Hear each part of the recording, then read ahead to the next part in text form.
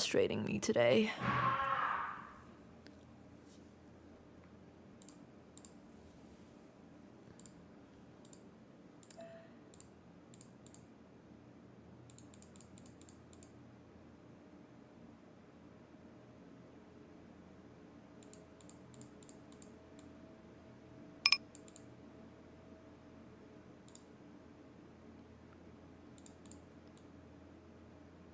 Bet.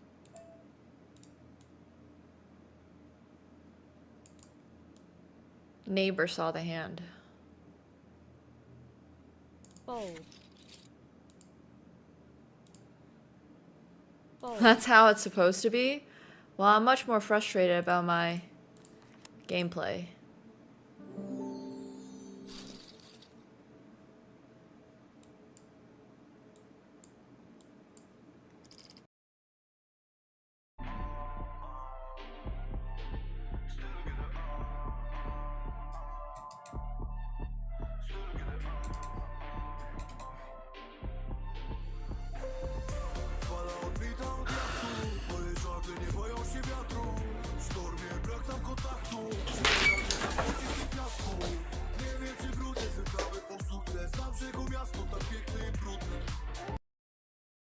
Chcę kurwa bana!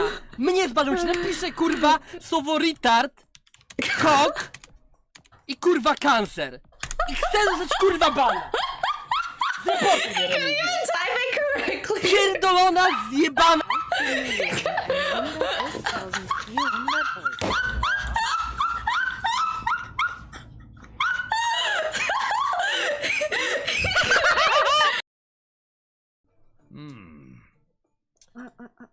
Si la dame prend ici, on peut prendre le fou gratuitement. Vegetarian salami is the best, yeah, for sure.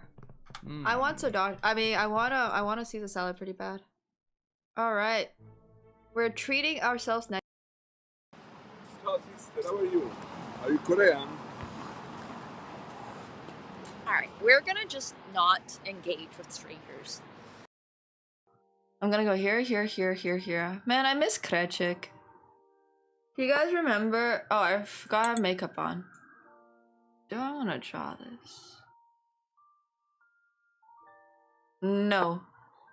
I miss the old days when Krechik had time to chill with us and do podcasts with us. What do Let's you hear it. Okay, what do you get when you jingle Santa's balls? Jingle balls, obviously. A white Christmas. I don't get it. Okay, never mind. Are you implying that Santa's balls are white? No, don't worry about it. Don't worry about it. What It's if fine. what if he tans nude at the beach? Moving on. How do you know? Maybe he's black from the waist down. How do you know what color Santa's balls are? Oh my god. Okay, don't worry about it. Let's go play our London only Why match. you should never tell me a dirty joke. I don't like, it's 2023. We should imply what color Santa's balls are. Yeah, Okay. that's what we were. Yeah. Is that not the joke? What's the joke? When you grow Explain it, up, please. when you No, grow can you up, you play- might get that I'm one. 21 years old. I want to get the joke. Can you tell me the joke, please? No. Is it really that technical? No, but like, it's just hard.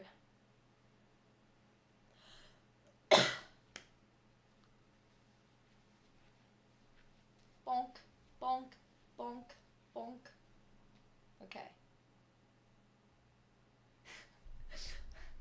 Pop friend! Yeah, the literally is a precision dance. I don't know what you're talking. Okay.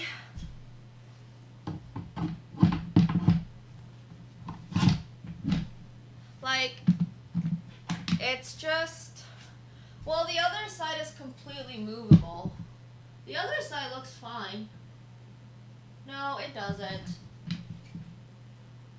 It looks misaligned too. It looks misaligned. Everything looks misaligned. No, only this side is locked into place. The other side is completely just moved.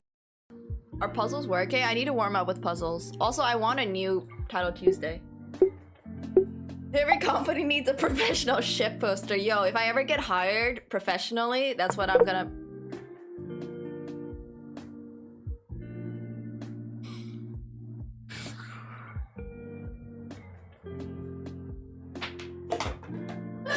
Guys, fuck this. I'm going back to sleep.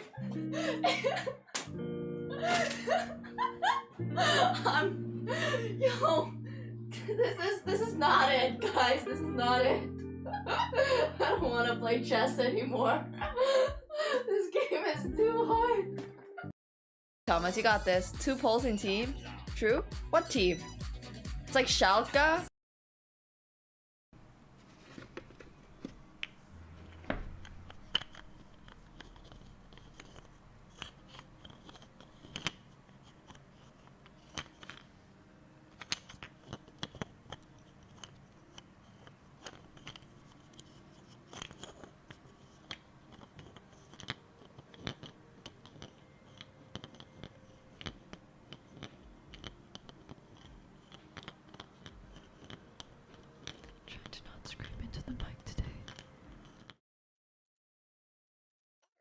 Oh my gosh, my voice. I sound like...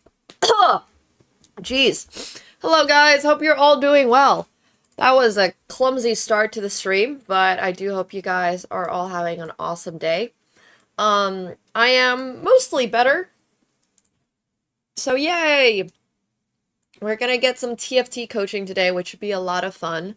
But we are getting ready to grind. I hope you guys are all excited to grind, because I'm excited to grind. Today is going to be a grind day. Today, we got 3 games. Not 1, not 2, but we have 3 games planned, and that is TFT. We're going to be studying. We're going to be doing VOD review. This is what I should have been doing for my poker game this entire time, but that's okay. We're going to do VOD review for Tuft.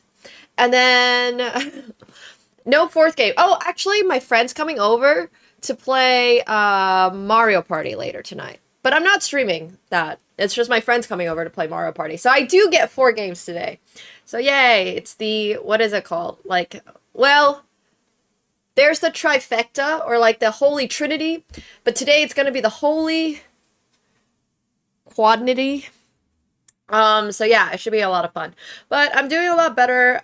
It's gonna be good. At one point, I'm gonna stream 10 plus games. That'd be crazy. I still remember when I was participating in World's Greatest Gamer, and I was playing all these different types of games, and it was so much fun.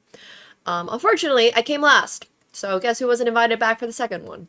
But anyways, I do really love gaming. I just unfortunately suck at a lot of games because I got such a late start in my gaming career.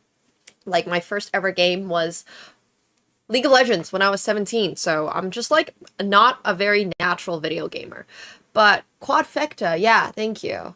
I play like everything. I've been playing a lot of Borderlands. I've been playing, well, TFT, as you guys know. I have more hours in League of Legends, probably, than like, sorry, I should rephrase this. I have spent more time studying League of Legends in the last 4 years than I have chess. I'm not saying that's a good thing. I'm not saying it went anywhere. It's just true. So yeah, I've played Mortal Kombat. I finished Mortal Kombat 1, like the story mode, last year for, I think, our... yeah.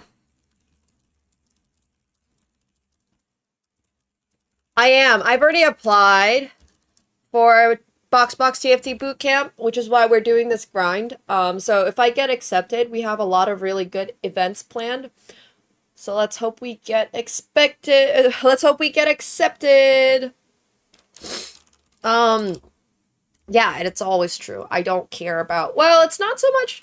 Okay, so very specifically, I don't care about marriage because I think marriage is a contract that people have, that we as humans have put on the earth to make us feel more secure in our egos. And I just think that, like, you can do whatever the fuck you want in life without needing a contract. You know, you can be with someone for the rest of your life without needing that contract. So So anyways, it's a really nuanced opinion that we can talk. Hey, buddy, what are we doing? Hey, hey, hey. Buddy is being a menace. He's being a menace. So anyways, that's just a completely different story. Yeah, it's like, I just think that we have, as a society, have relationships. We have messed up relationships, but that's a different story. But it's like, that's like a 30-minute conversation, you know? Like, that's a different story altogether. Today, instead, we're gonna do something a lot more lighthearted. We're gonna play TFT. So, yeah. Anyways, obviously, it depends on what you value in life. I don't, like, care whatsoever about what people want to do in their life, like literally, as long as you're not hurting anyone, you're not hurting yourself, I don't care. But yeah, we'll play some TFT because that's a lot more chill. So instead of discussing existential crisis and topics, I'm not saying all marriages are contract marriages, I'm just saying that the concept of marriage is effectively like signing a contract, which is not, I'm not saying that's a bad thing either. Contracts are good, contracts are in place to protect people, but yeah. All right, we'll call Brosef. TFT's worse than marriage? Jeez. Hello! Hello. Let me just adjust one thing on my Twitch real quick, and then we should be good. Sounds good.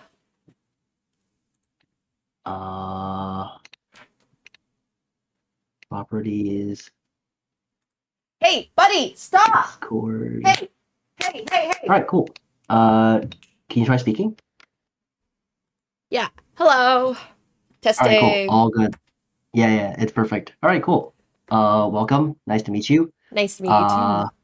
I hope you're excited for today. Do you have anything in specific you wanted to come in today trying to learn or focus on? I have honestly been like, okay, everything is the answer to that, because I have played TFT before, obviously. But it feels like I'm still missing a lot of basic concepts and stuff. I played a bit more yesterday as well, and I think there was this one build at the end that I tried that, like, I don't know for what reason, it just didn't work. I felt like it should have worked, but I don't know. Anyways, like, I just don't know what is supposed to be good, I guess. Like, I follow the basic comps, I get the point of, like, playing Ionia, or Noxus, or, like, these basic setups, and then pushing for, good 5 costs late game is currently what this meta is feeling like. You can correct me if I'm wrong. But it's like somewhere, I can have a good, strong opener, and then somewhere in the middle game, I just kind of, like, it just goes somewhere. I don't know where it goes, but it's not good. So yeah. All right, cool. I think this is one of the VODs from yesterday, I think. Are we good to go over this one? Yeah, we can go over either of these. Yep, this one's from yesterday. Yep. Sure, sounds good. Perfect. So, I'm going to mostly focus on, how should I say this? I'm going to mostly focus on the stuff that is not just relevant to one comp, but relevant to kind of everything. Because there's like, there's a lot of small details and like big concepts that are good to go over and understand for basically all the time, even if like the comps change, even if the sets change. So that'll be the focus for this. Yeah, that sounds great. You can see my screen, right? Yep. Works all right, well. Perfect. Full screen this. All right, cool. So, first things first, this is like the core of anything. It's basically like playing a decent opening. It's the same in TFT. Is the early game in stage 1, which is how you go about thinking through and deciding what you're going to buy. I think this is probably the best lesson for any person getting started. And I think that going by some sets of rules is good, and like understanding them is good. So what is your current understanding of how you should decide what you want to buy on stage 1? I will... Okay, so typically I try to go for something that I'm familiar with. So, like, if I see an Ionia champ in my, like, pool, like Jin here, for example, I'm probably gonna go with my familiarity, because I'm not really familiar with playing Quick Strikers, Shadow Isles, I guess. I understand Demacia got nerfed recently, so I was like, okay, I'm not really gonna play that anymore. But yeah, I try to go for something that I do already have. I'm not gonna like force really hard, although I do think I fall into a habit of like if everything that I get, for example, I've never played Yordles. Mhm. I don't really like playing reroll comps, Mhm. so I just avoid that, and then I always sell out of Yordles, even though I might get like 3 Yordles to start. Cool, yeah. So I think that it is totally actually cool to lean specifically towards certain comps that you want to play and like purchase primarily units for those comps. What I will say is in there's two kind of approaches you can have here. So you mentioned that like Ionia is one of like the end game comps you like to play and you're familiar with, right? Um, Familiar might be a stretch, but yes. Okay, sure. It's one of the ones you play more. Yeah. What if I told you you can totally play into that, but but optimally, you should not feel like um, you're overly required to play those units in the early game. Oh, interesting. Yeah. So while it is like good and well, yeah. So here's what I'll say about that. Uh, in past sets, I don't know how many past sets you've played. It has tended to be like fairly important to play towards a vertical comp or like Mm-hmm. play towards a composition that comes out of your opener, which is kind of the reasoning for why you want to play like Jin or want to play Jin into Ionia. I think this set and even like a lot of other sets, you don't necessarily have to do that. And the reason why is because you don't actually need a lot of the lower cost units in order to make the comp work. And the reason why is a little bit to do with how this set is designed. In this set, like in previous sets, it used to be the case that if you didn't have the upgraded low cost units, you would have a lot of trouble. So like if you're on the Ionia line and you didn't have upgraded Xin or upgraded Jin and Shen, you'd Yeah. just be losing a lot of value off of your board. Um, I will even add the caveat that this was not like an insane priority anywhere before, but like this was like a high level optimization, I would say. Like this is like a 3 to 5% optimization. But even then, um, even if you have a set of comps that you want to play in the late game, you should try to learn or understand the widest possible number of ways that you can get there from the early game. And if we accept that we want to try to play whatever is the strongest in the early game, then we can kind of start building on that and learning how to make the best possible early game boards and then figure out how to navigate that into the comp that we want to play in the end, for example. Right. So here's where like this set I've played specifically, I think sets 3, 8. Sorry, Mhm. 8, 10, 8, 9, and 10. I think those are the 3 ones that I did play. From like I was like talking to Frodon a little bit about this. He was saying like it can be worth it in the late game to drop like max traits, for example, playing 5 Ionia with better 5 costs instead of playing 7 Ionia. So does that like what you're saying is right now the early game doesn't matter that much, and instead we're going to shift into Ionia later. So like that kind of feels like, I don't know. Yeah, quite often you'll go into the game with like a specific set of comps that you want to play. But sorry, what was the last thing that you said? Just like it's not when you're getting into the late game in this Yeah. set specifically, it's Yeah. not as important to have all like 7 of your traits, but instead it's okay Correct. to have yeah. Yeah, I think basically here's what I'll say as like a truth that you can hold with you for at least the way that the set is right now. In this set, I think that the strongest possible version of the board you can get to, if you have enough gold, will almost always be only the 3.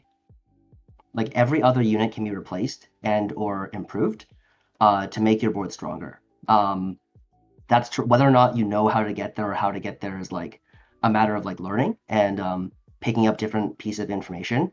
But basically, any comp that you have ever played this set, if it has like a vertical, so like 3 Ionia, 5 Ionia, Freljord, Zon, it is true for basically all of them that the late game, the strongest board will only have 3 plus various legendaries that you can Wow, play. only 3? Yeah, I can give you an example to kind Oh, of that's illustrate this. crazy. Wait, I've been testing last night and chopping down of like 5. Mhm. But okay, that's interesting. So this is so I assume you don't always play reroll Yasuo and like you sometimes play like Yunara sometimes, right? Yep. All right, so like I assume I mean, it is very dependent on if I find the unit, but yeah. yeah. Like it's pretty common that you're on this board, for example, right? Yep. Yeah. So and then the last unit is like a quick striker probably. All right, so you're on something like this. So if we start from here, this is level 7. Let's say you're level, this is level 8. Let's say you're level 9 for the purposes of learning that you're like capping your board. And you can play like a warden, for example, like this guy. I will take you through the path of how you figure out that you get to your strongest board from 7 all the way down to 3. Okay. And then you can kind of take this exercise forward. Now, I'll first and foremost explain why or the different ways that your board can improve. And like when I start explaining it, will make sense. Basically, the reason your board can improve. So if you take a look at what 7 Ionia does, it doesn't show it here, but basically all it does is it gives like all your Ionia unit stats, right? It gives like AD, AP, and some other bonus usually, right? Yeah.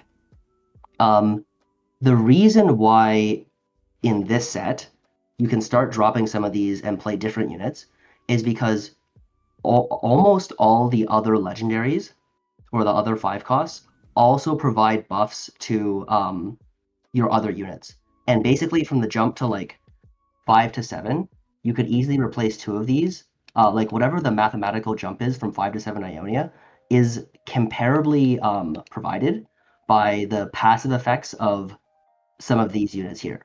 So like if we were example to play like Lucian and Senna plus like Shyvana, for example, we can take a quick look at what their passive effects are. Lucian and Senna provide you 7% damage reduction or 7% damage amp. And then Shyvana provides 10% less damage from enemy abilities when she's transformed. So those buffs are like, if you just like fiddle with the numbers a little bit, like those buffs are pretty good.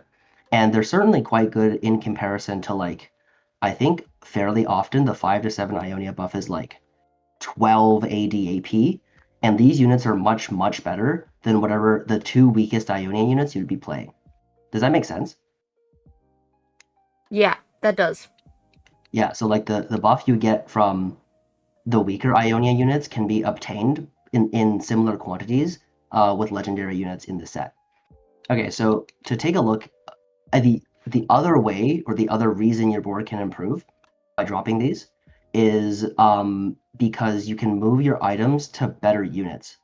So, for example, Wukong is good. He's like a 4-cost tank. He's pretty decent. But there are better tanks that exist in the game, and if you upgrade to them, you're able to make better use of your frontline items and just have a better frontline if you're not on Wukong, but on one of the better tanks in the game, which we'll go over. So that's the 2 ways.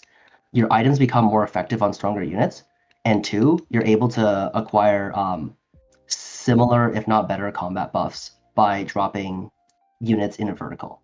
Make sense? Yeah, that makes sense. This can be applied to every comp. All right, so let's take a look at how we would do this. What do you think is the if you were to replace one unit here, it doesn't have to be one of the Ionias. What's the first thing you could upgrade to like a higher cost unit? Well, Shen, right? Because he's like a 1. Sure. Yeah, 1 cost, and then Xing Zhao probably. I usually just go like, oh, he provides bruise. He provides something. I'm not sure. He has Warden. Warden, right, with Ornn. Okay. Yeah.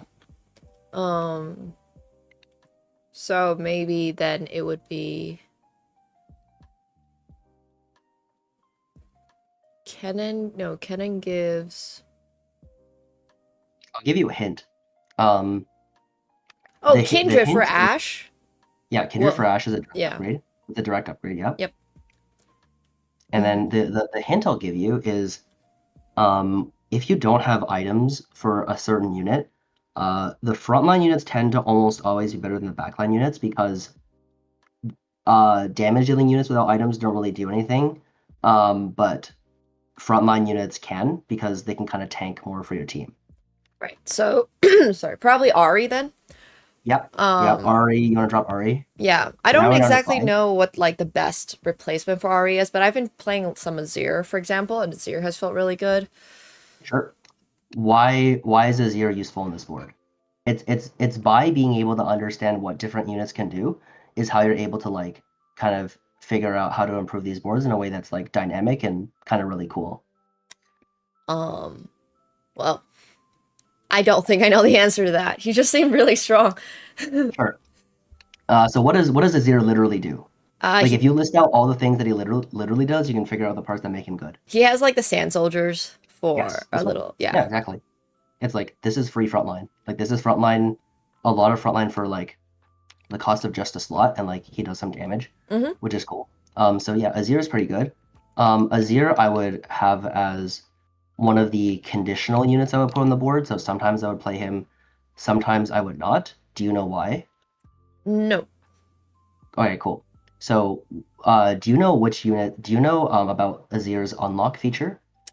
Yeah, like if you win streak two games or something, you get Xerath, and if you lose 2, you get like Renekton or something. Cool. Yeah. If you, I'll say the exact ones, but yeah, that's basically right. If you win 2, you get Renekton.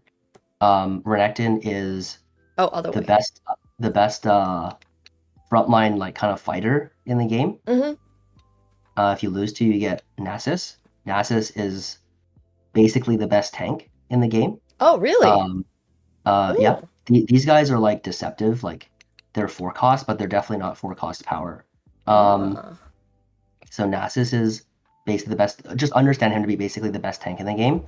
And then Xerath is the best AP carry in the game. So that's why everyone's spamming Shurima and Ryze. Yes. Yeah, Got it. because, well, Shurima and Ryze have a particular synergy with each other, but late game, these are the guy that wins the game is the one who has the best board, and these are the best units in the game for their particular class. So you want to win, and I have my items on. Even like a Volibear is debatable, but if I have my items on like an Mbessa or a Belveth, and you have them on a Renekton, all else being equal, the Renekton should win. It's a stronger unit. Oh, that's crazy. Okay, cool. Good to know. Yeah. So if we draw that back, why then might Azir be something I only sometimes play to improve my endgame board? Because sometimes you might not have the items for like those type of champions, like the Renekton or the Nasus. Yep. What's the other reason you think? The other reason? Ooh. You're poor. No, I mean... Poor you can't buy anything, so like that one's kind of separate. So okay. But that's what the poor says. Sometimes you can be poor in something else. You can be poor in money, or you can be poor in time, is what I'm kind of getting at. So Azir requires you to like to unlock the good units, you have to either you need rounds, right? Yes. And if you're very low on HP, you can't afford to like lose keep a 2. weaker unit on your board. Yeah, you can't afford to lose 2. Yeah. And also you sometimes just can't even afford, because Azir is like pretty good, but the real power is in the units that he unlocks, and there are better units you can play over him at the 5 cost level. Like while the Sand Soldiers are good, there are some effects in here that are better, which I'll go over. But the main thing is if you're very low on HP, you have to play the best possible board, and Azir doesn't make the cut sometimes. So we'll go over how that happens. Yeah. Okay. Cool. So we've gotten down to 5 units. This is what, or 7. This is 7 units with 2 legendaries actually already. So I'm going to go over the 5 costs and how I understand what they do and like their value. So first off is Fiddlesticks. Fiddlesticks is do you know what Fiddlesticks does? Yeah, I love Fiddlesticks. He like takes a little bit to charge and then he does the sunder. Well, I don't actually know if it's sunders, but Yeah, that's right. Yep, that's perfectly right. And he's basically good on every board. You don't have to have Vanquisher active. So he's great. How about Lucian Senna? I think I already went over them, right? yes. Yeah. Yeah, so getting onto, so I assume you like normally get onto something like this, right? Or like Yeah, some in variation your of mind this. before the- Yeah, okay, some like cool. Azure, yeah, fiddle. Mhm. Yep. Cool. So I'll tell you the way you can get even stronger from this, which is improving your tank. So how do we improve our tank here? Well, like Wukong is a fine tank, but here's the other tank I was going to mention that is like arguably the best in the game. They just nerfed him, but I think he's actually still good, which is Annie 2. If you can find Wait, sorry, Annie Annie 2, is played as a tank? Annie gives you Tibbers, and Oh, Tibbers yeah. 2 is arguably the best tank in the game. Okay, so the issue I have with Annie is that it takes 2 slots, no? Yes, it takes 2 slots. Okay. So you have to hit 10 So you for just that drop one. these 2. Oh, you can You don't drop. have to. You just drop. Oh. Wow, you Yeah, you just just drop. drop. Oh my gosh. Wow, we go down to 3 Ionia? That's Yeah, crazy. that's all good. Most of the buff is at 3, so it's like fine to be at this number. Wow. Okay, that's so cool. And this is true for most traits. Like, well, okay, Yeah. Bilgewater, I assume is very different, but like Noxus. Oh, for sure. I mean, that one for sure, 5 or 7 isn't the strongest. Yeah. Okay. True for Noxus, though, as well. We can do it for Noxus. Have you played Noxus very much? I have played Noxus. I love Noxus. Okay, cool. All right, let me just go play that one. Usually this one. Usually this one. I think and then- Noxus and the Targon build with Aurelian Soul, which has not worked for me personally, but I've seen other people do really well in that one. And Ionia and Bilgewater are like the 4 that I've been playing the most of. Cool. Yeah, we can go over how to make those boards. We can go over how to make those boards better at a start, but like just we'll go over this a quick example, and then this is like how should I say? This is like I'm teaching you Endgame. Pretty Yes. much. There's Endgame, but then there's also like You gotta go for stuff early too. game. Yeah, what am I doing Yeah, wrong? Yeah. Okay, so those are your 7 units, and then I think pretty commonly you're on. I think you're just on a quick striker, or wait, no, you're on GP. Is what you're on. Yep. All right, cool. Like this. So, how would you try to improve this?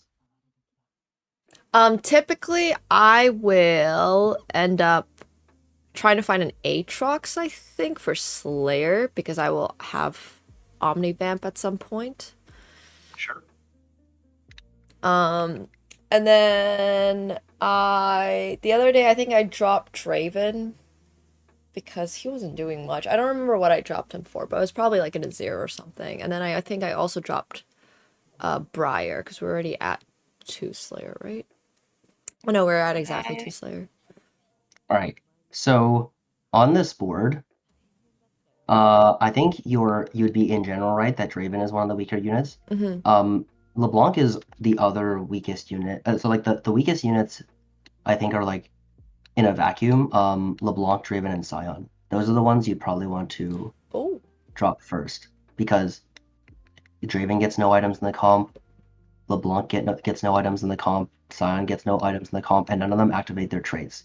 So the first step is you'd be dropping from 7 to 5 Noxus, and you'd be playing 2 units in replacement. So what you need to do here is you need to think, all right, I need to drop 2 of these.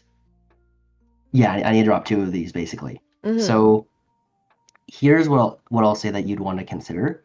You always want to consider if they have like a useful trait that buffs your entire team. So Draven's trait is Quick Striker. Does that buff your whole team if you activate it? Okay. Yeah, activates when you get 2 people in, so you can take a Kindred or something. Yes, exactly. So like you can drop one of these. So you can drop like LeBlanc for Kindred, and it's good. Like Kindred is also like very useful for your whole team as well. Actually, I didn't mention it much before, but Kindred's ult, when she ults, she like dashes to where you have a lot of units and then protects them from death, which can flip a lot of fights actually. Ah. See, in League of Legends, when my kindred does that, they also prevent the enemy from dying. So Yeah, that one you get a more selfish benefit in TFT. yeah, it's pretty good. Um, I like that. so the other thing you would consider is like like in a normal you would consider if you can play something to make Bruiser with Scion, but if you look at the Bruisers, none of them are really all that useful, other than Kabuko. And when I say all that useful, I mean like they don't do much without items because all your items are already on the core units on the board already. So usually I Um, swap my units from LeBlanc onto Mel. I actually played a Mm-hmm. game in Noxus and forgot to do that. So those items go into Mel, and typically like a 1-cost Mel is better than a 2-star LeBlanc. Yeah, like basically Yeah. 100. Okay. Yeah, I think so. All right, cool. Well, that helps a lot. So this is yeah. So this is just like a quick end game workshop. There's like a way you can scale this fully up as well. Usually you play a disruptor because that gives you a good buff. Mhm. And like what we did is we went from 7 Noxus, which gives us a bigger guy, which is not bad. But instead we activated 2 Quick Striker, which gives our whole team 15% attack speed, which is very, very powerful. That's like what a very, very strong silver augment would provide to our team. And we also activate Disruptor, which both gives these 2 units more damage and dazzles our opponents, meaning that they deal 10% less damage, which is a really big deal. So yeah, getting like these stacking multipliers makes like allows our team to basically just be stronger than our opponents. All of Right. this makes sense. Yep. Yeah. So back to this. So let's take the perspective that we can kind of play anything in the opener, and then on the side, hold the stuff that we want to hold on the side the stuff that we might need later into the game. That's kind of the approach that you generally take, and usually you only start doing that in like stage 3, if it costs you econ, for example, if it prevents you from making interest. Right. So if you take a look here, what would you? Let me just take a quick peek here. All right, I'm gonna drop Viego. All right. Oh, I think I was complaining through this game because I had a ton of Viegos. Mhm. And then I wasn't sure what to do with those. So you have a Viego too. You can play it in the opener, right? Yeah, that I did. Viego is like a real, like quite a good holder of a lot of different items. Like he can hold AP items, he can hold AD items, he can hold melee items, tank. He can hold basically everything. Like he's like the ultimate Mhm. item holder in the game. So I'm actually pretty happy when I see a Viego. The catch for him is you do really want like frontline for him to be good because he is like pretty squishy himself. So based on that information, what would you want to hold here? I'll give you before you answer that question, I'll tell you the guiding rule. The guiding rule is you always want to be holding the units that make you the best 4-unit board altogether. That's what you should be prioritizing. That makes sense. I mean, my only options are Jins or Jarvans now, so Yeah. probably the Jarvan, because I think tanks are stronger early game, like for your 4 Mhm. cost. Yep. Sorry, not for your 4 cost, for hitting 4. Like I had, Yeah, that's right. Do you know if you're getting more gold on this turn or not? No, I don't know. All right, I'll tell. This is like my channel's like rule number 1. This is like okay. So on stage 1, you're guaranteed to get a minimum of 6 gold in total. That can come in one of 2 ways. Either you can get 6 gold altogether in a blue orb on 2-1. Okay. Or you can get it in 3 increments of 2. So you can get 2 gold here in a gray orb, 2 gold here on 1-3, and then 2 gold here on 1-4. Oh, it's like confirmed that you will get at least 6. Like This is the guaranteed minimum. This is the classic. oh, okay, cool. All right. So which one are we in? Are we in the 6 gold one or are we in the 2 gold one? We are in the 2 gold one. Yes, correct. Math. This one will happen every game. Cool. Good to All know. right. So how much gold are you gonna get on this turn? I'm gonna get 2. Yes. All right, so that I mean, I'm buying it basically every unit. Do you? Yeah, Okay, sorry. You know how there's some what are they called? Like legends that give you like extra money, for example, like you can hit 10 gold. Do you econ during the creep rounds? Like, should I be selling to hit 10 on the like, for example, if you could hypothetically here get to 10? Yeah, that's a really complicated question. That's like if I should trade my knight off or trade my bishop off in this spot, basically. Okay. But here's what I'll say. If you're willing to play a lot of stuff and you prefer being stronger earlier, you should not make econ.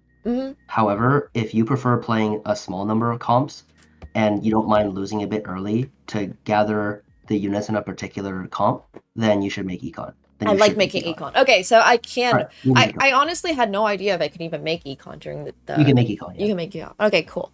That's good to know. Thanks.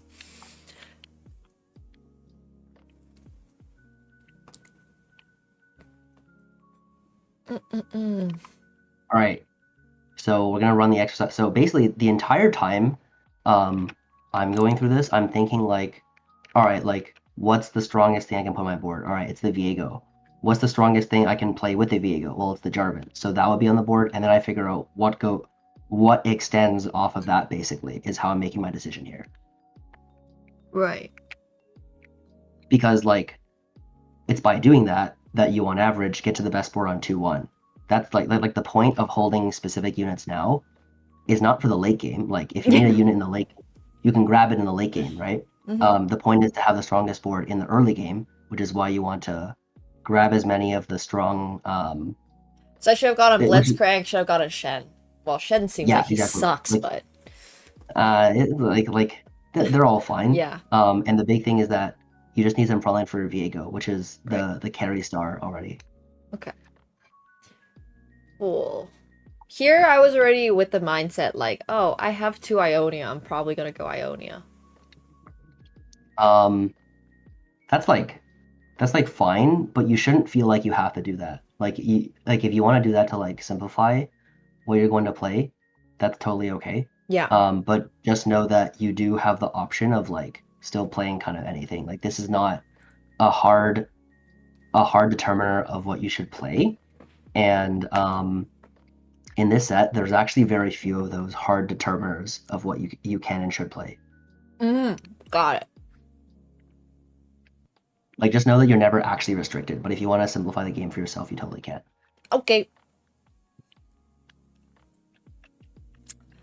Okay, so in this situation, I will explain the core idea behind how you pick your augment here. Augments are really cool. I sometimes imagine what chess would be like if they were augments. Dude, but... I have let's not even talk about how much I've wanted to patch chess. If chess could have augments, if chess could have rolling, if you had to econ to purchase a queen, it would make the game so much fun.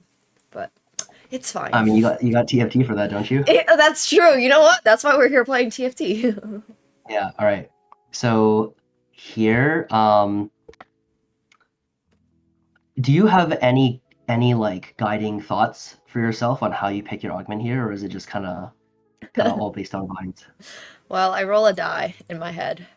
Mm-hmm. But okay, no, actually, I mean, I obviously am not gonna go Demacia. Well, okay, it's not obviously that I'm not gonna go Demacia forever. Based on the conversations we've had, I'm not very unlikely to go Demacia. This is actually quite a good Demacia spot. Really? I mean, you have Jarvan too.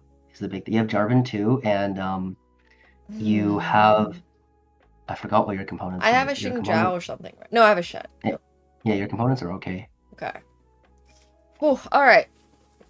I'm just so unfamiliar with playing Demacia, but I guess it doesn't really matter that much because you kind of build it vertical and then you start taking out units once you hit 8 anyways, so. Yeah, I'm going to zoom out here, which is not focus on what these exact augments are, but we're going to go ahead and quickly classify them. because basically there's basically only really 3 kinds of augments and some kind of variation of them. There's augments that give you econ, so like some form of gold or like Yep. something that you can buy. There's items, which is items, and then there's the third, which is combat, which is it directly improves the strength of your unit. On 2-1, which is on 2-1, you usually do not want to take combat. There's like some situations where you can, and there's some things that allow you to, but we'll go over those later. You generally want to either take econ or items. I'll tell you why. The reason why is because combat is usually like, okay, the reason why comes from understanding why we pick in a specific kind of augment right now. What is this augment right now supposed to allow us to achieve on 2-1? Oh. Interesting. We actually need to take it back from that one. We'll take one more step. What's the point of TFT? What do you need to do to win? What do you need to do in TFT? Win your like if you win every single round, you'll win in TFT. What do you need to do to place well? Gotta have a strong board. Gotta have the econ for that board late game as well. Yeah, it's like TFT. Like the thing that determines how well you place in the game is how strong were you able to make your board in totality across the duration of the game. Does that make sense? Yeah, it does. So like you want to make your board as strong as possible throughout the game, taking into considerations that like there's sometimes trade-offs between making your board strong now and strong later, which is like the really cool part. So for combat, so the reason I'll tell you, instead of explaining why combat is bad, I'll explain to you why econ is good. Econ is good because it gives you gold to be able to purchase units and level in the early game and later into the game. Like any econ you gain now, you are able to hold until later as well, right? So this is like betting on your future, basically. Right. Okay. It's betting on your future, but also you can spend gold now to improve your board. So like if you have more gold than your opponents, you're more able to spend some of it now to like level even faster than your opponents normally do to have a level advantage, and then you get to play extra units on your board. So in a way, econ also allows you to improve your board. It also allows you to maybe not on stage 2 but on stage 3 like roll a little bit and have the goal to be able to do that. So econ improves your board in the future by allowing you to level and roll, essentially. Got it. Okay. Items improve your units, and they improve your units by a lot. I think it's quite good to have a benchmark of how much your units improve as a result of having items. So I will teach this to you now. What's the best way to explain this? Okay. Do you have any idea in your head how much stronger a unit is when they build an item that's good for them? No, I have absolutely no like percentage benchmark or anything. Cool. So I'll introduce one. So let's say like a physical attacker, like an AD unit. They have at the start just like 100% of their normal AD, and then 100% of their normal AS, like their attack speed. If you give them 50 more AD or 50% more AD, how much stronger do they become? 150? Yeah, they get 150% of their power, basically, right? Yes. Like so the 50% stronger. Okay, yeah, And like the same thing would happen if you gave AS, right? Right. Cool. Take a quick look at some items. Deathblade. 55% AD, 10% damage up. So that's actually better than what we mentioned. Oh, yep. So in your head, that's like what? About 65, maybe 70%, like at least 65% stronger from having one singular item. Yep. Makes sense. That makes sense. Yep. So that is a lot. That is like a lot stronger, I would say, by having a death blade on an 80 unit versus not having it. And like a lot of items are like that. I think you might more commonly find like the later items because they give some stats that are like a little bit redundant. They end up around 50% stronger, but about like 50 to 60% stronger per item is about the right benchmark you should have in your head. Yep, that all makes sense. Yeah. All right. So now with the math out of the way, all right. That's a lot of power. Like if you put it on like an upgraded unit, your unit is way, way, way, way stronger. Like if I have an item on a unit and you don't on your carry because like you're greeting your item, I will win the fight unless you have like 50% more frontline than I do. Right? Yep. If you have like 2 more upgrades, then you'll still win. But if you don't, my item will give me that power. So in the early game, trying to win in the early game is basically a function of how powerful or how much can you leverage items, and to leverage items, it can be useful to take items in the first place. Make sense? Yep. Cool. So items are really powerful for winning. Yeah, items are powerful for winning. So if we take that into context, we can think about why combat is not nearly as good. So if we take a look at this, this one is a combat augment, I would say. It does give you an emblem, Yeah. but at least right now, the main amount of power it would give you is it would give you 180 HP and 10% attack speed. So it's not a lot. Yeah, this is very wimpy compared to like the 50% extra damage you'd get from taking a normal item, or actually artifact items which are evaluated to be 1.5x a normal item. Yeah. Are even more powerful than what I explained for normal. Typically, taking items early is really good if you're trying to win, Yes. of course. If you're trying to win. Yeah. Now, here's the thing. Do you know how much stronger a unit gets when they star up? No. All right. So when a unit stars up, 2 things happen. One, their base HP, so like the amount of HP they have before any items are applied, is multiplied by 1.8. And then their AD goes up by 1.5. Okay. And if they're an AP unit, usually the spell power is improved by 1.5. But this is for only AP units, so it's not like So AD units don't they don't double, but it is better for sure. Yeah, it's about 50% stronger, right? Yeah. Now here's the thing. It would be bad to take an item augment and then not be able to not be able to meaningfully convert that into round wins. Mm-hmm. Right? Because you're giving up the opportunity to take econ and then accelerate what your future board strength is going to be. Right? Like if you're not going to win anyways because units are bad or they're too unupgraded, then the correct choice is to invest in your future when you do have a better opportunity to actually win compared to now. That makes sense.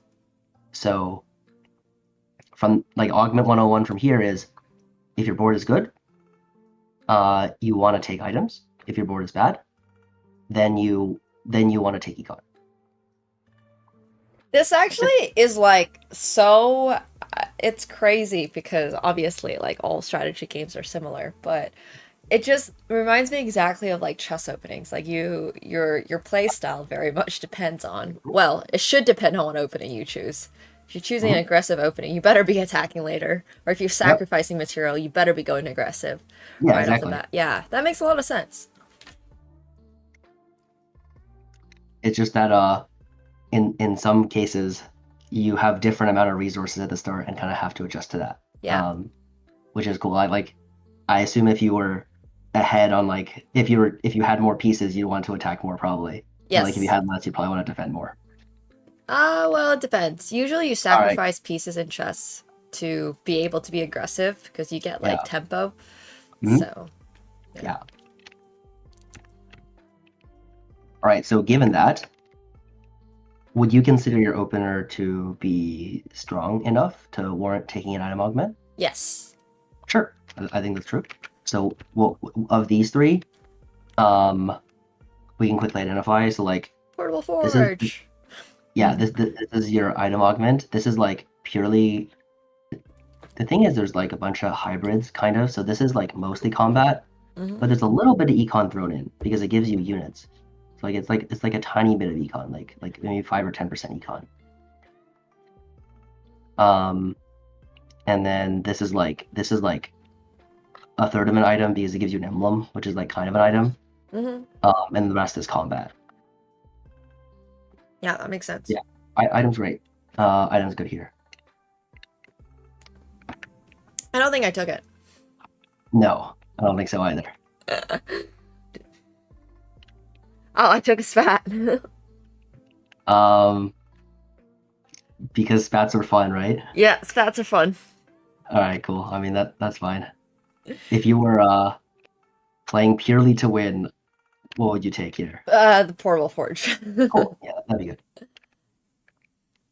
So I think yeah, I don't know. I like spats because in my head, if I have more traits, it's better. But I'm starting to learn that in this set, that is not really the case. Because there are some sets in the past that I played where it feels like if you just played vertical Noxus or whatever, hit 7 and you just win the game. But yes, yeah. Spats are like really complicated. I think Ionia has like one of the weakest spat spikes in the game, I think, actually.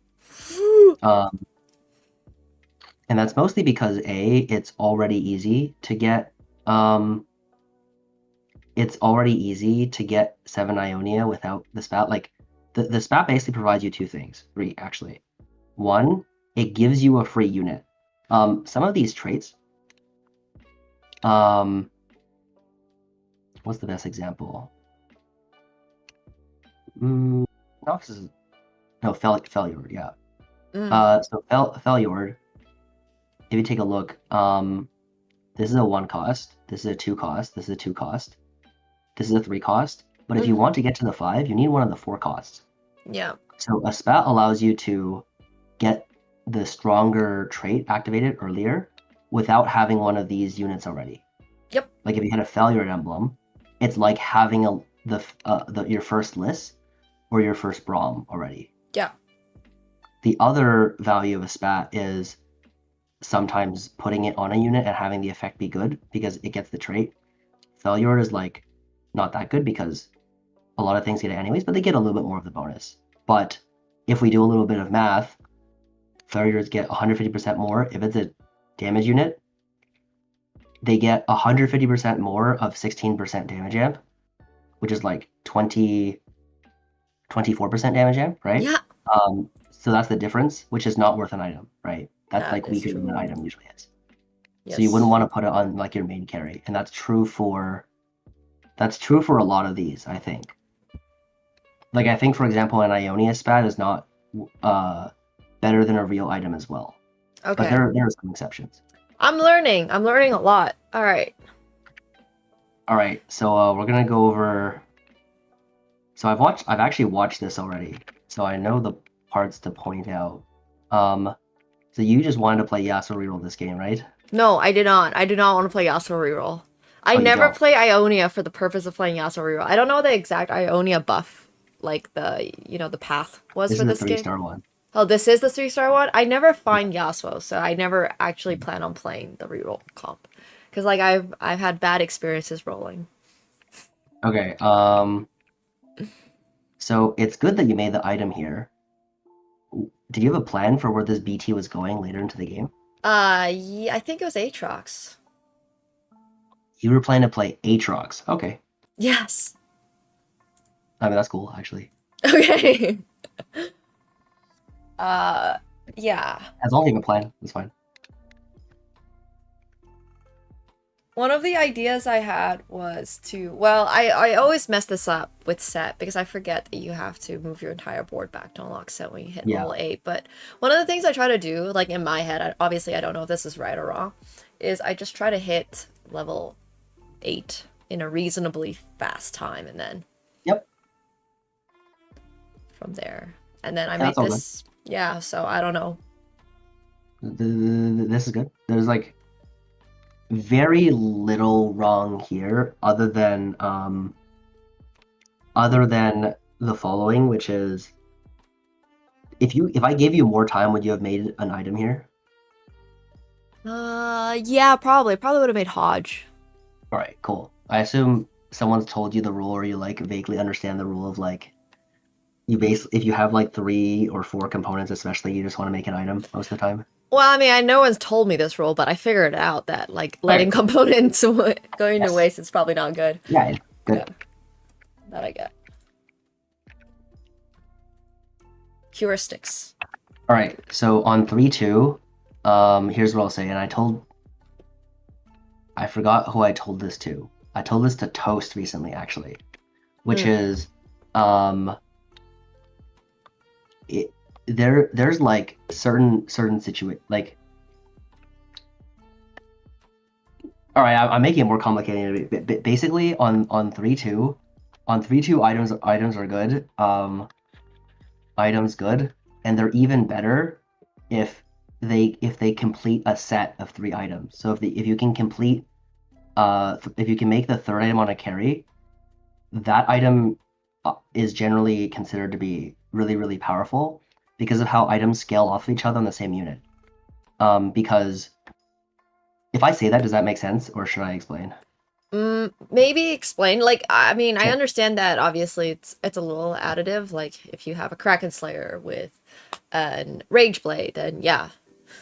Yeah, like basically all items work like that, but on any unit, the 3rd item is stronger than the 2nd item, which is stronger than the 1st item, because like the fight is won or lost based on the amount of like flat damage or flat tankiness your board has, basically. Okay.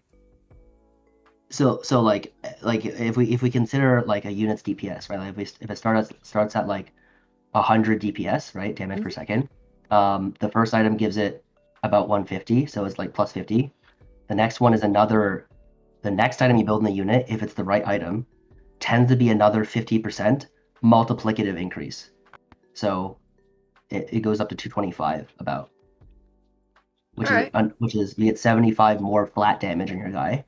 And then if you do it again, that's where you get the big numbers. It's like, so what was that? That's like 225, 1.5, 337.5. So it's like Multiplicative, multiplying. yeah. Okay. Yep. So like this That makes one, sense. yeah, this one gives 112. Cool. So, if I take an item to make a 3-item carry and I get this damage bonus, and you don't have this on your board, and you take basically anything else in the game, I will roll you, right? Like if I have a 3-item carry and you have a 1-item carry, like my guy does more than double your damage. Yeah, that makes sense. Cool. So you really want your carries to get to 3 items. Yes, you really want your carries to have 3 items. Got it. As fast as you can, basically. Yep. Makes sense. All right, so let's take a look at how that one applies here. So if you wanted to achieve that, what would you take? So like, if we take a look at your item situation, what is our item situation? How many items can we get stacked on one unit if we wanted to?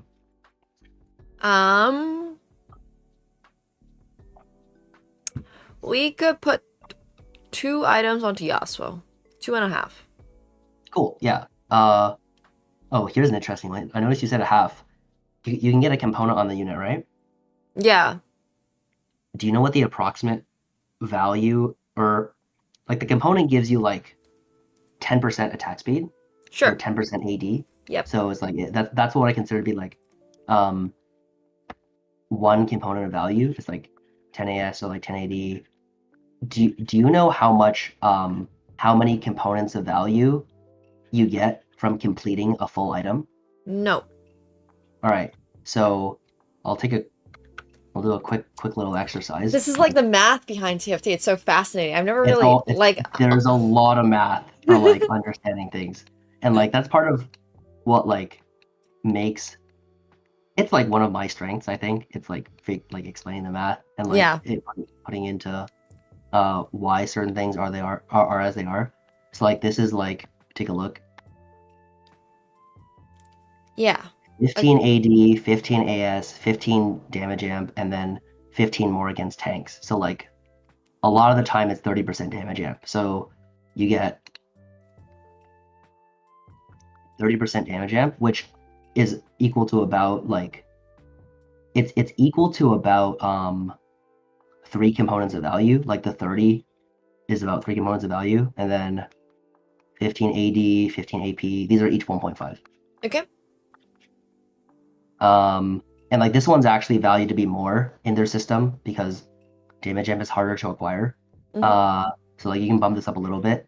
And basically items, when you complete an item, they're supposed to give you approximately 7 components of value on one unit. What? Sorry, 7? Yeah. If you do it for like 8, if you look at it for Deathblade, kind of reveals itself too. Like it's made from 2 swords. Yeah. But it gives you 55% attack damage and 10% damage amp, and that damage amp has a premium on it, so it basically gets you up to 7 or almost 7.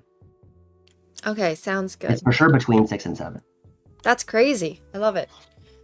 Yeah, so completing those items are really powerful. Even even if you have like a component on a unit, it's not quite the same as having the full item. Yeah, understood. This is giving me a really big realization for why I come second or third in a lot of my TFT games. Yeah, it's like, if we go back to this. Yeah, not putting that's 3 items onto my carry sometimes because, well, for whatever reason, finishing items a little earlier. Yeah, okay. It's all starting to add up. Yep. Cool. Do you know what this augment does? Yeah, well, I mean, I can read it, but go ahead. Oh, but like, do you know what's in it? Like, No, you know what's I in don't. The character tracking? Oh, okay, cool. Yeah, okay. So, I'll do you a little favor. If you were to play Yasuo reroll, this is really good. Okay. I'm going to pull out. Oh, is it champ duplicators or something? Along those lines. There's like a little website that, or like, there's like a Discord bot. I don't if you're in any like TFT server, most of them have them. You can like type in exclamation mark care package, cool. and it will show you the table of what it can drop you if it has like a random table or like a table of things. So I'm gonna put this on screen. You can read it. I'm gonna go ahead quickly and go to the bathroom. I'll be right back. Okay, sounds good. And then when I come back, you tell me if this is good or not. I'm gonna guess the answer is yes. Alright, so stage 3 or 4, you got a gold plus component, gold plus component reforgers. I mean, oh, you get items, right? So this must be really good. We've been talking so much about items. It seems like everything about this game is around the concept that items are good. Or so far, everything that Broseph has been telling. No, this is good. I'm learning so much. This makes games more fun. Like, it's fine if you want to just chill and all that stuff, and I tell people to chill when playing games too, but if you want to take it seriously, and especially because I do really want to get to Diamond this season, it's good to learn! It's good to learn! Yeah, you love going Death League is my start playing TFT. Dude, this season, set 16, is supposed to be really good. I keep calling them seasons because I'm so used to playing League, but this set is supposed to be really good. But I've never thought about the technicalities of it either, and the mechanics behind everything is so interesting. Like, I never would have thought that one component is only like 1/6 or 1/7 of a full made, like, a complete item. So, I mean, I do think that items are really important, but I'm sure it all goes together, right? Like, I've been playing some terrible comps. But yeah, it's pretty good. All right, I'm back. My answer is yes, this is good. This is really good. All right, cool. You got it. Yeah. Why is it really good? Well, you get, like, one full item, which once again is just insane, and then you also have the option to reforge that, which is insane. Yeah. And then you This also is have a the chip. component. Oh, But yeah, you get 2 components. Like you get 1 component on right away, yeah. and then you get 1 component there. And you can get reforgers, you get gold with it, you can get duplicators. So Yep. if this is useful, it's really good. Do you know what the maximum value of a duplicator is? No. Okay, so the maximum value of a duplicator is, as you like probably have a sense of, the more copies of a unit that you have, the harder it is to find the next one, right? So the maximum value of a duplicator. Wait, sorry. Pause. That's true? Yeah. Like, because there's a bag. Like there's a bag. Oh yeah. But what I'm saying is it's not like it's only because you took that unit out of the pool. It's not because the game is like, oh, you have this unit, we're gonna make it harder. Okay. No, I did know that. All right. Yeah. So there's a standard bag thing, but like the bag thing really starts to kick in once there's fewer and fewer out, which will inevitably play a role if you're playing a reroll comp. So like here, you maybe didn't reroll Yasuo, but you ended up rerolling it. Like you ended up getting the Yasuo 3. The Val, or like if any point you are playing reroll comp, the usual amount of gold it takes to find the last copy is like 20 gold. Yeah. So getting the duplicator basically is equivalent to 20 gold, which is really, really, really powerful. Given that as you might have seen the memes on Twitter, there's an augment that says gain 21 gold, basically, right? Got it. Like that's the basic, most minimum, most general, least leverage gold, basically. But if you can find specific ways to make it better, it's really powerful. Now, I will say here, the other thing I'll put in your mind is the typical value of a gold augment. This is like actually a quite good thing to just kind of look over and get a sense of, which is like the value of gold and silver augments respectively, and even prismatic. So we take a quick look. I'm showing you stuff that's like kind of complicated, but it should be fine. If you take a look here, there's this augment here, right? Gain a Sunfire Cape, your units do have Omni-Map against burn targets. So this is like, it gives you a full item. So if my question is, how many components is a gold augment worth? What would you say? Hold that thought. I'll show you a different augment as well.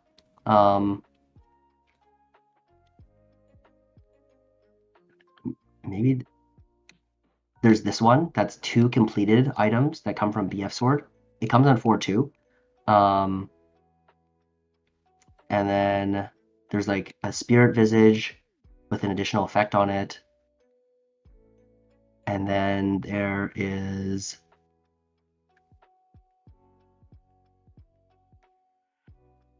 that's most of it. There's like one more nano related one. Wait, sorry, what was the question again? Yeah, the question is how many components is a gold augment usually worth? How many components is a gold augment worth? Well, one of them straight up gave you 3, right? Yeah, so 3 is right. A gold augment is worth about 3 components, yeah. Yeah, that makes sense. What, didn't one of them give you 4? Because it said it was like 2 completed items that come from BF Sword? Yes, that one gives you 4, and the reason it can give you 4 is because you take a premium, or so you take a good deal because the items are random. Oh yeah, so you okay, don't get you lose agency. But like pure components are worth 3. That's part of what makes like this one so good, because you're guaranteed almost always a full item, or usually a full item on stage 5, and then 2 components and extra resources, and like the reforger can help you as well. So this is really good. It's really good, yeah. Oh no, I definitely took that one. No. Yeah, so here's the thing. If I pull up like this thing right here, I think. Oh, this is so bad. Okay, you don't even need to explain this to me. Tons of stats is not a lot of stats, because I'm understanding how important items are. I get it. So when is this good? There's a situation when this is actually like good or decent. Oh. Like what situation is it good? I don't know, like really early game? Like if this was your very first augment? No, Why? Because when you're really early on, it's harder to get items. And if like everything added together, I guess it's like kind of an item, right? Because you have like 4% this, 4% that, and 44 health and all that stuff. You can still hear me fine, right? Yeah, I can hear you fine. Okay, I just changed an audio setting because someone told me something was weird with it, but hopefully maybe that fixes it. So the answer is no. I'll tell you about what the so like combat augments have to have some kind of special strength if items are this powerful, right? Yeah. Their special strength is that they can be applied to units that already have 3 items. So it's like having like a 4th or like a 3rd and a half item. That's the part that makes them powerful. Oh, interesting. Okay. So this is good in the late game. Oh, wow. Okay. Because like because I can't equip a 4th item on a unit, right? So Right. like if I'm sitting at like 337 Oh, that makes so much sense. Okay, Yes. then it goes up by 4%. Okay, so wait, my question now is if they take tons of stats now, it applies now and it doesn't apply retroactively. So let's say I take it now and then I get 3 items on my Yunara. She doesn't get, and she goes up to like 335, whatever. She doesn't get 4% attack speed on top of that. She gets the 4% attack speed as when I got her. Like, how does that work? Oh, yeah, that's a fair question. I'm gonna quickly check with my chat. Is this different at all, or better, audio-wise? No. Okay. Anyways, basically, most things that are worded like this, it's just a consistent buff for your team always, basically. So always, 100% better. Oh, okay, cool. This is your team always gets this. So your team, every unit on your team always gets this HP, this attack damage, this AP. Oh, I this see. armor, Okay, this so armor, I don't this need to. attack, Even if I get it No. early, it's gonna be. Yes. It's It gonna doesn't apply matter if you later. have it. Okay. Yeah. This is a constant. Like all of these are almost always constant buffs. Like for example, this doesn't only apply to your champions that you have right now. For example. Yeah, that makes sense. Okay, that would make sense. Yeah, I wasn't sure if it was on their base, but now I'm realizing that it's on their like collective stats, which is insane. Okay. Yeah. Like their base stats will improve as they their base stats will improve as they star up, basically. See, I thought it was a flat. Like, let's say I have 100% attack damage, right? It only goes up to 104, and then you add the items. But it's the other way. It's like 4% on my 385 or whatever I have. Yes. Yeah. Okay. So one of my chats asking if we'll be able to turn the tide. I don't know if a single augment can turn the tide, but Turn the tide. like What time do we turn it? like changing. I think they mean like changing. Like, let's say you're losing. If you take tons of stats, would it be able to dramatically affect your gameplay? But probably not. Oh no, the game's all about like. This game is all about like what is it? Margins most of the time. Yeah, that makes sense. Like the things that look really boring are just like good, consistent marginal benefits. And like Ascension is like after 15 seconds, you gain 60% DA, damage amp. Like this is obviously a huge buff, right? But the thing is, it's almost useless because it happens so late. Like this one could quote unquote turn the tide if you're losing in a fight and it's going a long time, but almost always it just doesn't do anything. Yeah, because the rounds itself is so short. Yep.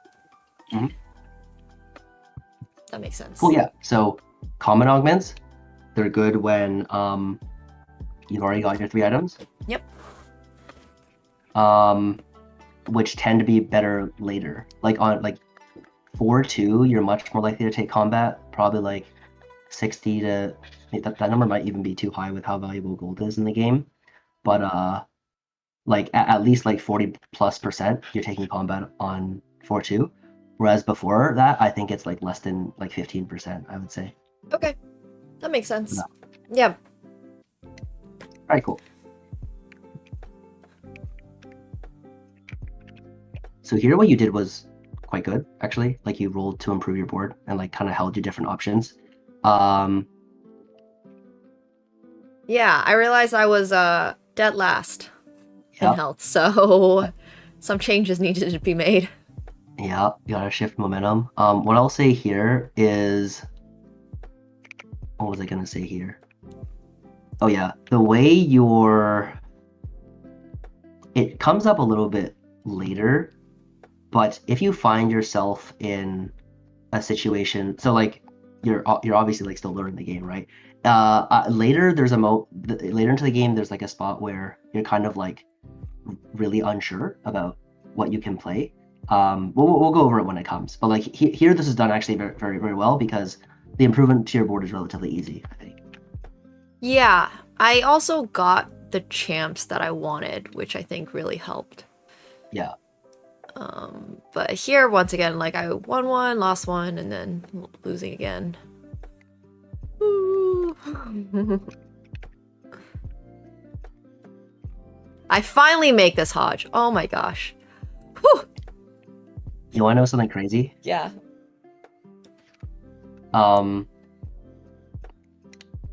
Yeah, let's like wait. I'll wait and see if you show your damage chart here.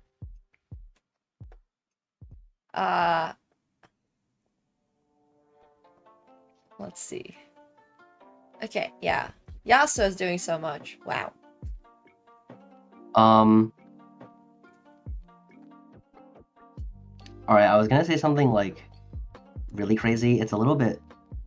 Actually, yeah. Here, I'm gonna teach you a really important skill, which is whenever you're putting items on. Whenever you're distributing your items in your board, you're never like really sure if you've done it correctly. When you're putting items in your board, what are you hoping to accomplish? Hoping to make my board stronger. Yeah, you're trying to make it not only stronger, where they're put, you're trying to make the strongest board you can achieve, right? Yep. So if that's the case, the way that I like to be able to figure out if I put them in the right place or not is to look at the damage chart, because, for example, you generally want to be putting the item on the unit that does the most damage already, right? Because then you're multiplying the most damage. Does that make sense? Yeah. All right. So your Ginsu is on the Yunara. Yes. But she's not doing that much yet. Yeah. So we take a look at your damage chart here. I'll full screen it again in a second. If your Yunara with the item is doing less damage than Ari, the right conclusion to come to is that the item is actually better on Ari. Oh, even if it's a Rage Blade? Yeah. Okay, I mean, fair enough. I mean, here's the thing, right? Like, here's the thing. The items are made to look really cool and be kind of specific and be kind of flashy, but really all it does is give you attack speed. Attack speed helps everyone. Everyone wants attack speed. True. The only people that don't want attack speed are like units that have to cast for a really long time, and that's like, even in that case, that's not even really true. So this would be great on Ari. In fact,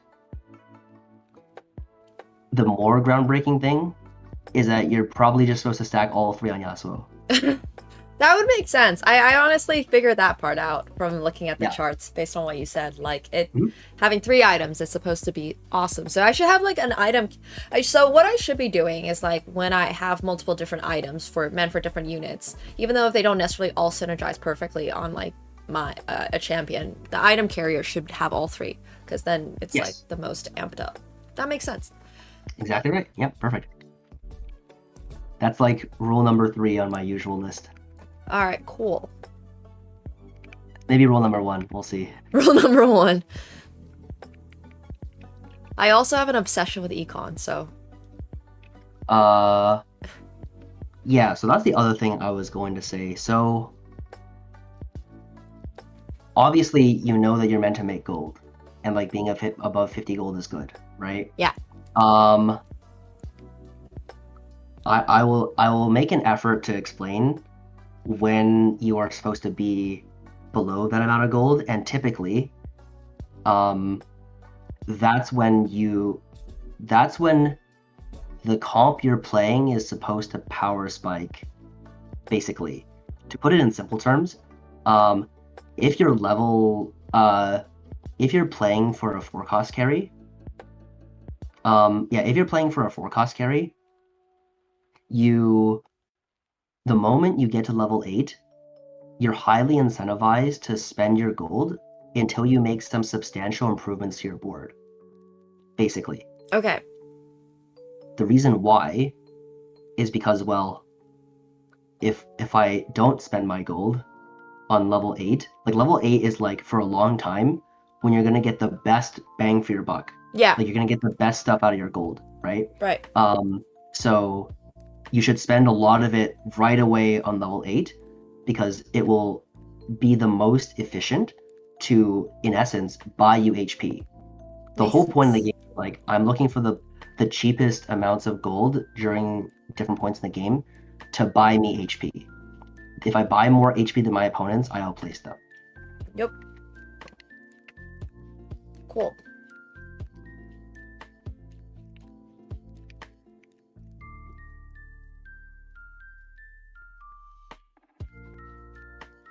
I don't even know what I was trying to do here. Honestly, looked okay. You just don't look on your board. Yeah. And then I was trying to find a Yasuo, and then I never found a Yasuo, and then I got annoyed. Okay, so... Oh, I forgot to move everything back for set, too. Yeah, Oops. that's a small thing.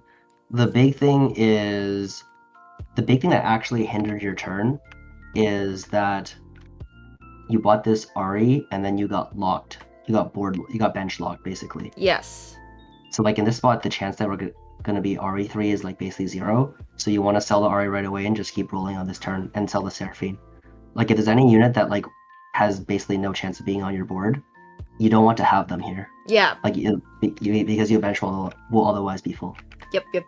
I should have sold Ari, should have sold whatever else, and then...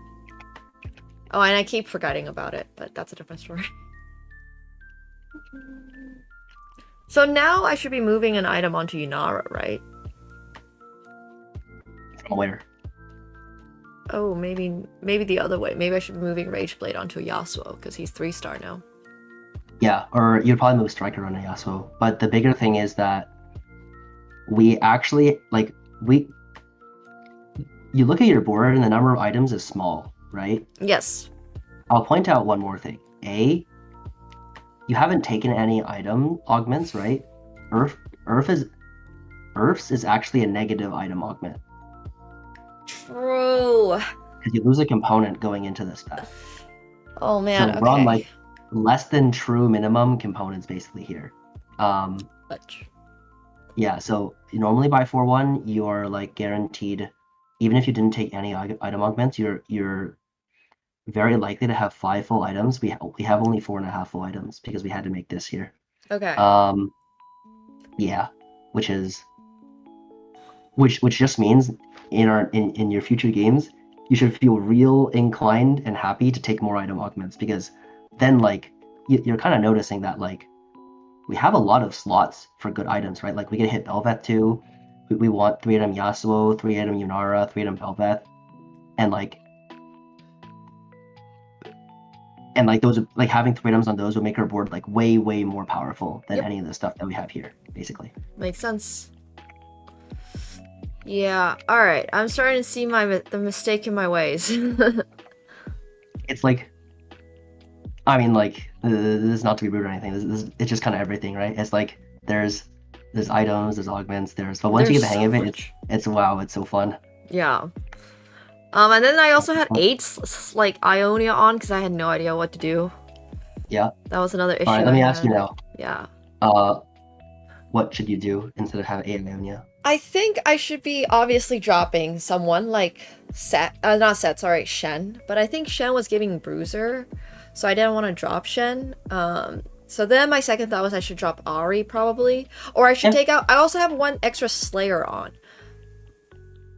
I had 3 Slayers of 2, but one was what Aatrox and the other Yone, so I wanted them together. I don't know. Yeah, you should drop Ari. I should Ari, okay, sorry. I drop Ari. Yeah. I was like, Davidas, thank you for the raid, appreciate it. Anyways, so here, what should you do? Like, if you can answer this question well, then we're set on the item thing.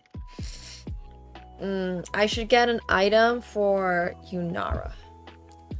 So it should have been a sword for Death Blade. Yep, it's good.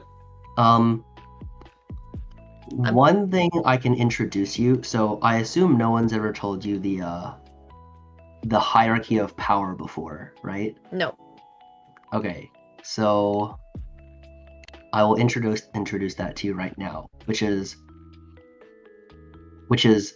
you look at this, right? And you have a 3-item so you have, okay, in essence, you have a 2-item Aatrox 1, a 2-item Yasuo 3, Yeah. and a 2-item Yunara 2, right? Yeah. So you have, let me write this down. You have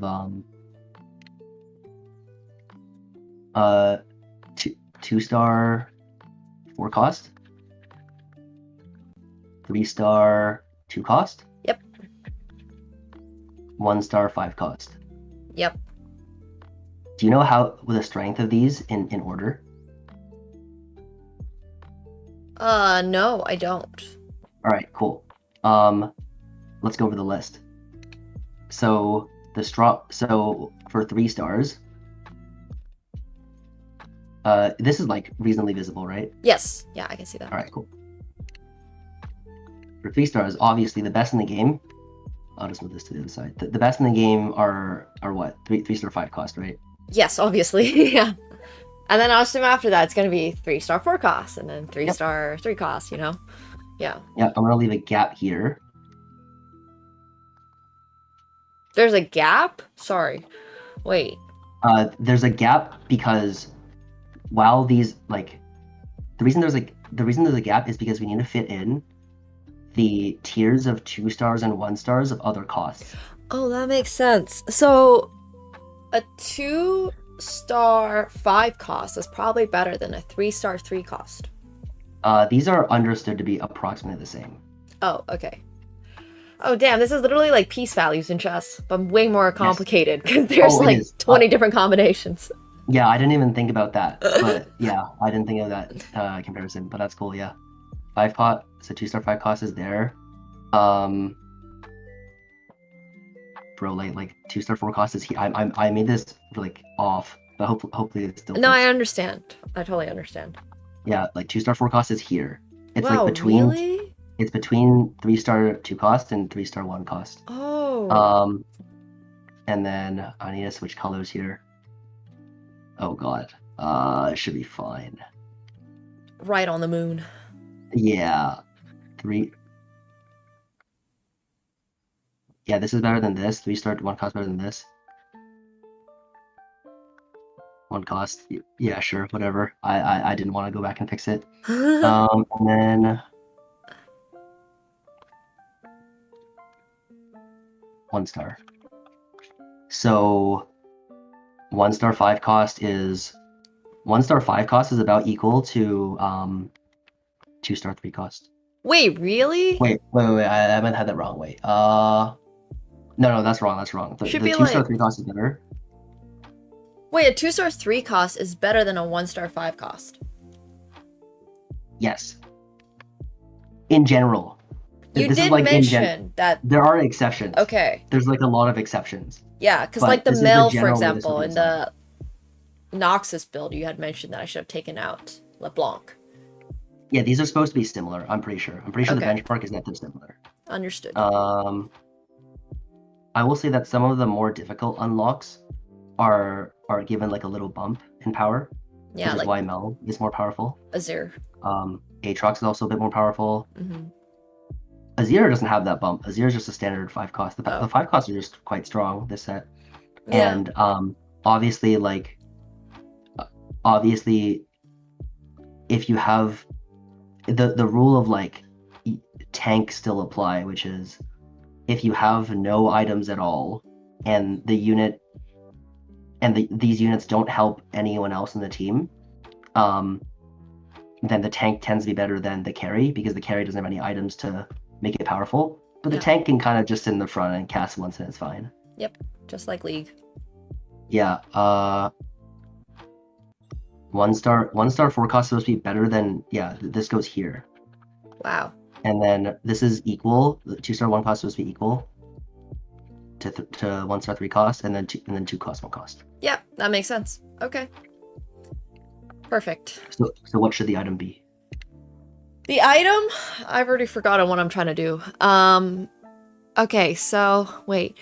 3-star 2 cost is better than, so it should be a Deathblade for Yasuo. Yep, that's right. Okay. Ah, fascinating. Oh my gosh, I probably could have won this game. Oh, you could have for sure. Do you? I'm gonna. Are you interested in? Okay, I'll ask you 2 things. A, do you know where to truly get good information on what items you're supposed to build on different units? No, I go off of the guide on the side of the screen, and I just hover. Okay. Would you like to know what Yes. they should be? Yes, please. All right. Excellent. All right. Once I show you this, you can't go back. Once you see this, you can't step out. Okay. That's all I'll say.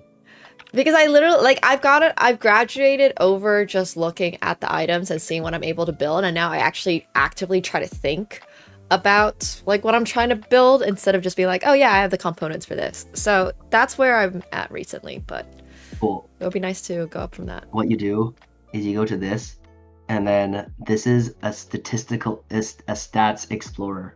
Basically, you look into the statistics of all items on a unit. Now, this will look a little bit overwhelming, but I'll break it down. So let's look at Yunara. Oh, this is crazy. Oh my gosh. Okay, so this is Yunara. I'll explain what's being shown.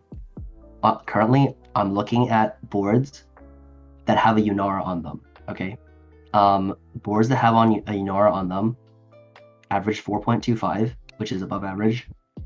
This top 4 rate, this win rate, this sample size. Cool. That's insane. Yep. All right. Now, if I wanted to look at items, I click on items, and now there's a lot to see here. You actually, am I in advanced mode? Okay, you probably don't need to use advanced mode at the start.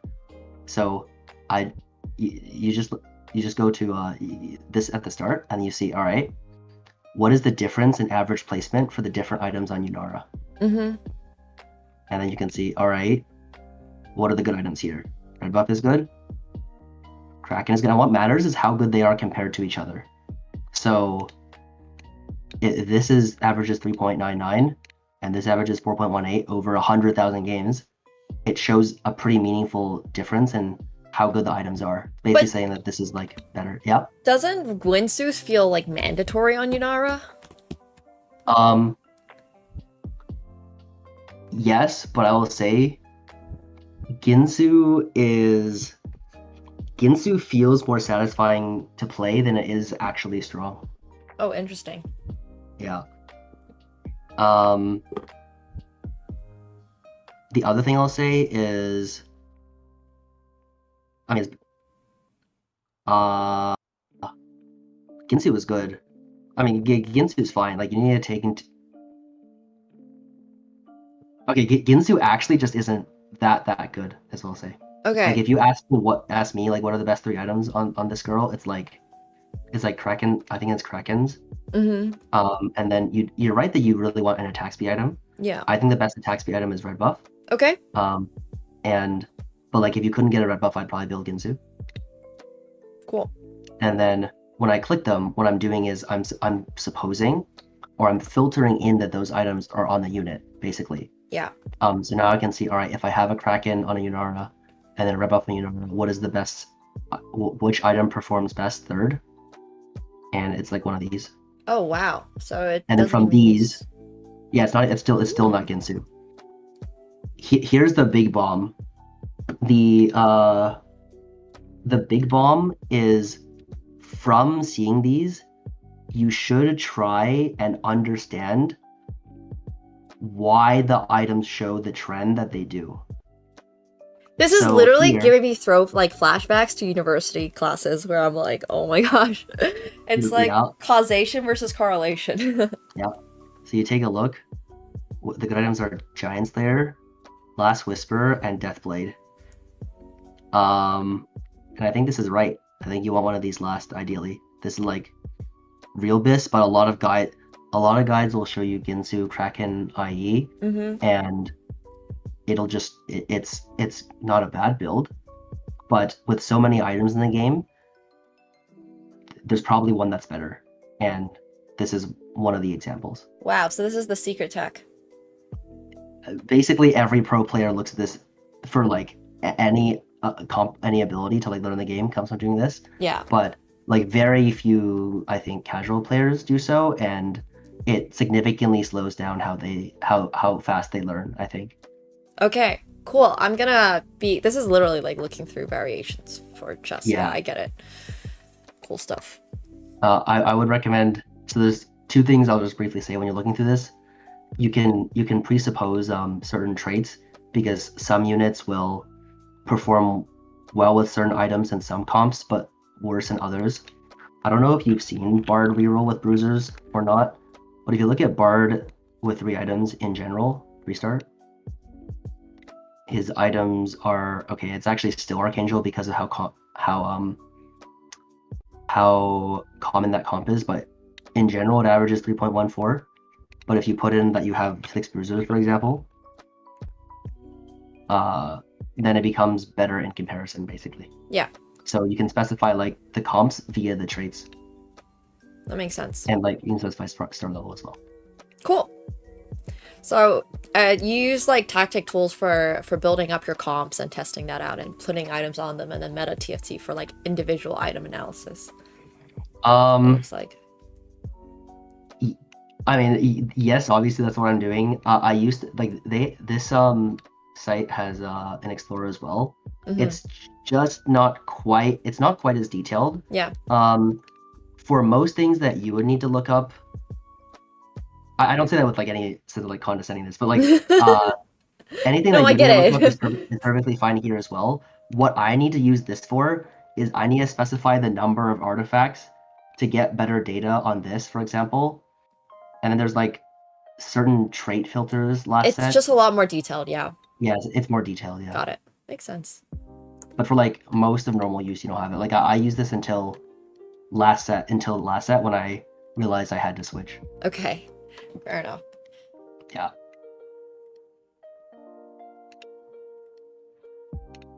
All right, there's one more really cool play you should probably do here, actually. Other than getting the item. Yes. There doesn't seem like there's much more. Oh, I could.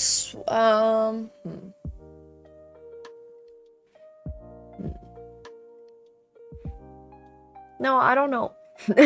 The Ionia thing doesn't count as an item, right? Like it's not. It kind of is. Okay. But like, It what you should doesn't give you that understand is 3x or like the third item. like it still improves the quality of the unit, but yeah, it improves the quality of the unit, but the thing is your units that are actually Ionias possess the buff anyways, which is how you should think about it. Ah, yes. Someone suggested putting in Zillion. I'm gonna go with their suggestion.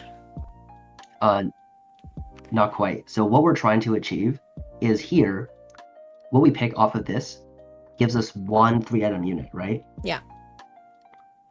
Is there any way we can get another 3-item unit? Another 3-item unit? I have 1 component and a reforger. Oh, I could reforge something and then throw it onto Yunara. So the gargoyles, I could reforge. Yep, you reforge this, and then like if it's anything you'd put it on whoever it's better for between your Yasuo and your Yunara. And then you can put the DB there, and then you would have a much stronger board because then you have your 3-star 2-cost 3 items and 2-star 4-cost. See, knowing my luck, I'm gonna get like an Archangels or something. Archangels is fine, you just put it on set. That's true. Okay, so yeah, there's always like someone. Oh, that makes a lot of sense. Cool. Yeah. So like spotting these plays can help make your late game board better by a lot as well. That And, is like, very Giga Brain. Cool. Yeah. I think we went over most of what you would need to know to map your board here. Okay, also wait, kind of a side thing, maybe not that side of a thing. Do you feel like uneasy at 19 HP? Not really. I know I have one more death. Okay. In general, I think the attitude you have right now should be reserved for when you have 28 HP or more. Oops. Okay. So like you should feel like oh, I really gotta. Because think about it this way, right? To top 4, you need to win a very large number of fights from here, right? Yeah.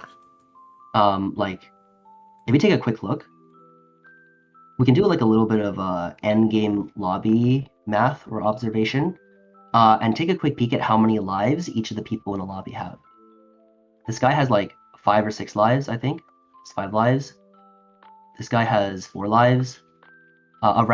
In this round, you take like 13 to 15 damage in a round. Yep. On average. This guy's like 3 or 4. Sorry, this guy should be 3. I'm being a little bit conservative, but that's fine. This guy's 3 lives. You're 2. This person's 2. This person's 2. So, in order to top 4, you need to outplace 3 people. You need 3 of them to die before you lose twice. Yeah. So in order for that to happen, if I were to ask, let me ask you this. In order to top 4 on average, what percentage of the rest of the rounds you're alive do you think you have to win? As a percentage? Like 90%? Something like that, right? It's a lot, right? Yep. And so if that's the case, you basically don't want to be you really do not want to lose one of the last 2 lives you had, because you didn't spend resources that you actually had, basically. Got it. Like if you're 2 lives or less, you want to really, like, sometimes you'll have to like hold the line and be confident that you'll be okay. But most of the time, if you're unsure, 2 lives is you just spend your resources to make sure you win as many of the future rounds as you can. Okay. Basically. Understood. Yeah, if you have because if you lose this round, then then the chance that you top 4 is very, very low, right?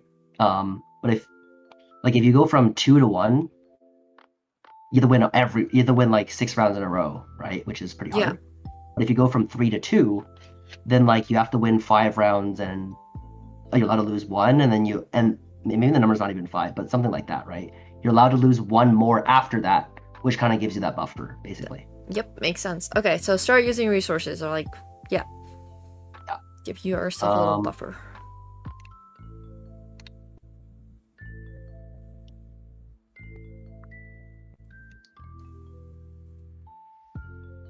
Okay. Yeah, cool. I think. Yeah, I think I eventually figured out that I had 3 Slayer on for too long. Could not beat this 3-star Yordle board, and then felt like I was a little capped.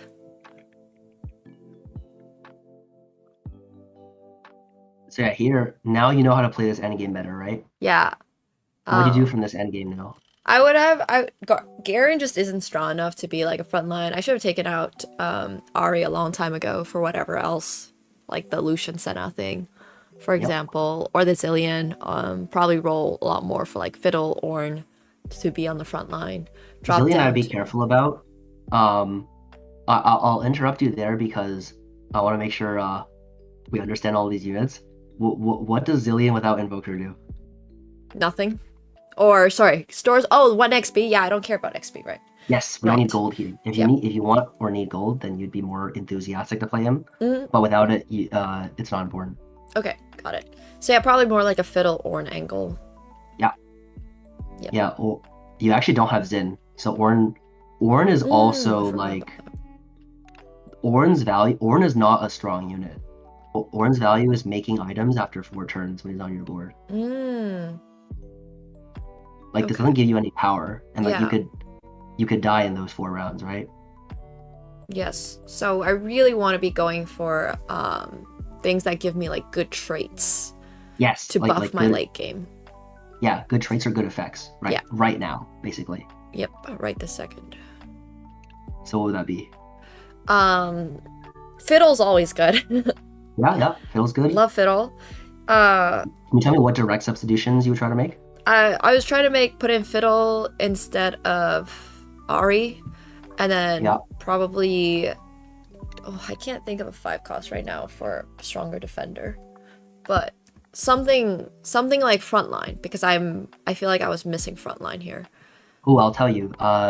Tarek's great, and then like Tarek is a great standalone Targon, yeah, tank. okay. And then also Skarner is a great tank. Oh, Skarner, really? I've get always skipped Skarner? Skarner. To get Skarner, you would have need. Oh wait, I think you literally have Skarner unlocked actually, right? I do, yes. Yeah. Skarner's great. Skarner, I think before like 5-3, Skarner is in general stronger than Tarek even. Oh wow, okay. So like you would play here, either Skarner or Tarek. Yeah. This is Fiddle, and then yeah, you'd be reasonably happy with this. I think you could play Senna instead of this as well. It's Yep. like fine too. Makes sense. Makes a lot Yeah, of sense. and this would be like the yeah, this is good. This is like a good strength for your board to be at, basically. Like this is kind of like to drop 2 more is like really awkward because you don't want to drop set's strong. Mm-hmm. And you need to find 2 to drop, and this guy makes this guy stronger. You don't really want to drop this. So yeah, at least getting to this would have been very good for this game. Yeah, that would make sense. Cool. I think that was I don't know what was going on at this part Yeah, now. it's okay. And then yeah, just died to the Yordles once. Oh, I think I might have made yeah, I got another spat too, so that was kind of a waste of an item. I also just didn't have enough items in this game. Like that was a big conversation we've had whole game. For sure. Cool. And with that, you've taken basically my crash course to the whole game, basically. Thank you. What do we go? We're going over augments early. Yep. Through the whole game. So like early, mid, and late. We went over items. Yep. We went over like early game, kind of like selecting units. Yep. And then The middle comps. game rolling stuff. Like, Yeah, sorry, they'll get rolling. like tempo, I guess, like getting to 8, making sure you have Yeah. like 2 health. That's really important. Sorry, Yeah. 2 lives. Two line. Yeah. Yeah. We learned Endgame, which is good.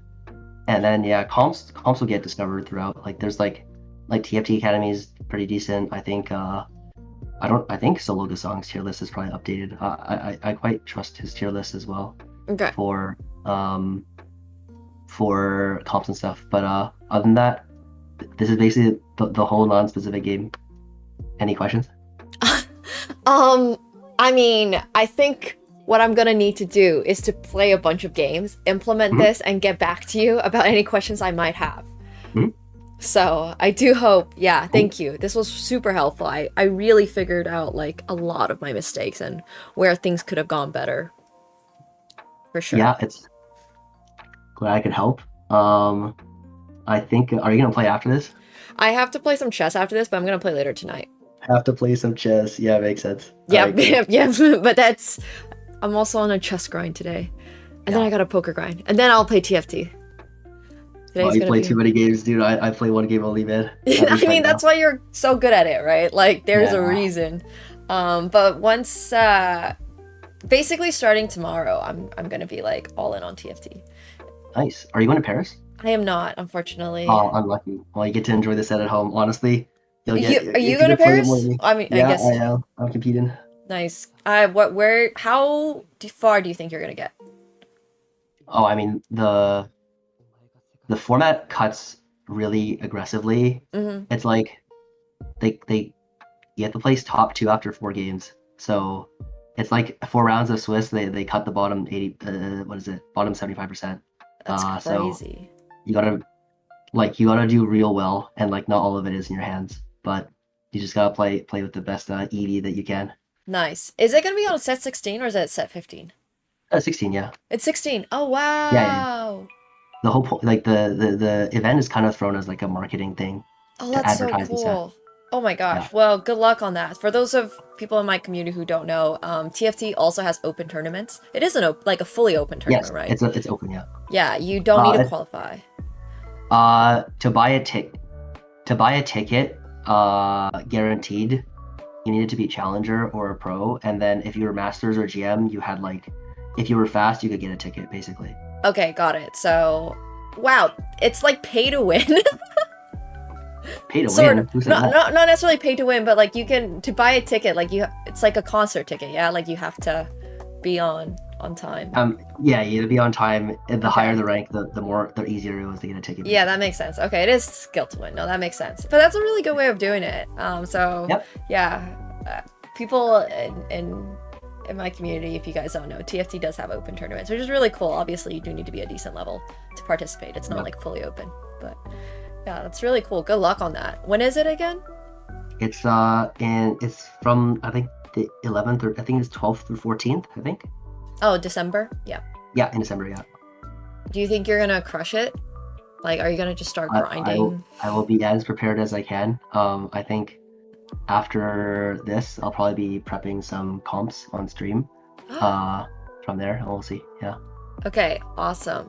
Thank you so much. I really appreciate it. I'm gonna grind. I will All right, grind. sounds good. Yes, I'll get happy to back help to you. out. Yeah. All right.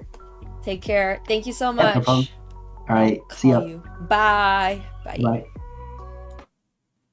That's insanely helpful. Huge shout out to Brosef! If you guys have not checked out his content, he is one of the best, if not the best,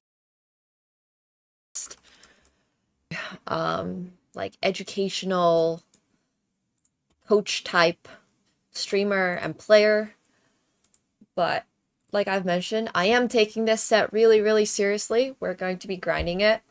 The set is actually not like fully, sorry, I'm just trying to raise the camera for the kitty cat who's up top. The set is not fully out yet. It is still on PBE. So what that means basically is right now we're just playing on like, there's no ranking yet. But ranking launches on like December 3rd or something. Oh, hi kitty cat. I can be the Beth Harmon of TFT. I don't know. I have applied for the Box challenge. So hopefully I will get accepted. And then hopefully we'll be able to grind a lot of TFT. Tomorrow we're going to get coaching from Frodon as well. So yeah, that should be really good. That should be really good.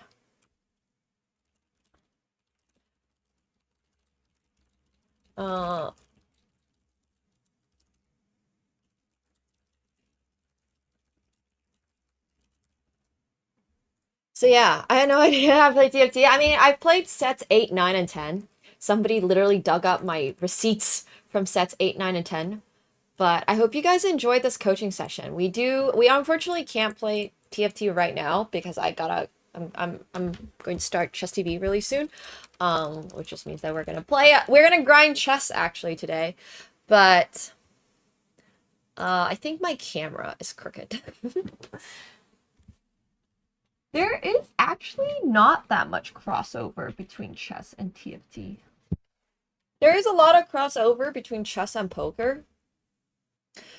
But I think, sorry, I meant at a competitive level, because at a competitive level, most chess players are kind of forced to play chess 24/7, otherwise they don't get food. Because like the problem with playing chess is that it takes such an unreal amount of time to get really good at it, is that most people do not have the time to get really good at chess and something else. Like Nepo has mentioned that they've played Dota in the past and stuff like that, but no, very few chess players have any free time outside of being like, gotta play chess day after day. But yeah, anyways, that's sort of like the way it goes, but that's okay. I don't know if TFT and poker are quite similar. You mean the rolling? The gamba on whether or not you hit your unit? Maybe that's a little similar. But all these type of games have a lot of similarities, obviously. Like, at a much more casual level, there's probably a lot of chess players who also play TFT and also play poker and also plays Magic the Gathering and plays like these type of games, you know, like at a but once again at a casual level, because when you get better and better at whatever game it is, you're much less likely to have the time to do XYZ other stuff. But yeah, anyways, that was really cool. So huge shout out to Brosef. Brosef is awesome. We're going to be climbing in TFT as soon as the set is up. Hopefully, keeping my fingers crossed, we get accepted. And then also we're gonna be, oh yeah, maths too. Yeah, there's definitely something like about enjoying these style of games that if you enjoy one of these games, you're probably gonna enjoy the other ones. Okay, so we are gonna do a little 2600 bullet grind. Today we are doing a 2600 bullet grind, and then we're gonna play poker at 7 p.m. We are gonna play bullet. Terve, mitä kuuluu? Yeah, it will remind you of Magic if you're also a Magic player. I don't currently, like, I loosely follow all of these games, like very loosely. I love the current set of Magic, which is an Avatar, the Last Airbender one, not the blue people one. I don't have time to actually learn it, and these games always take a lot of learning, which is not a downside or anything, it just does take a lot of learning. But it would be really fun if I had like unlimited time in my life. I also have to like work on my poker because my poker is currently not great, so yeah, there's just a lot to work on. Anyways, yeah, exactly. It's okay. I don't even have that much time to follow chess closely.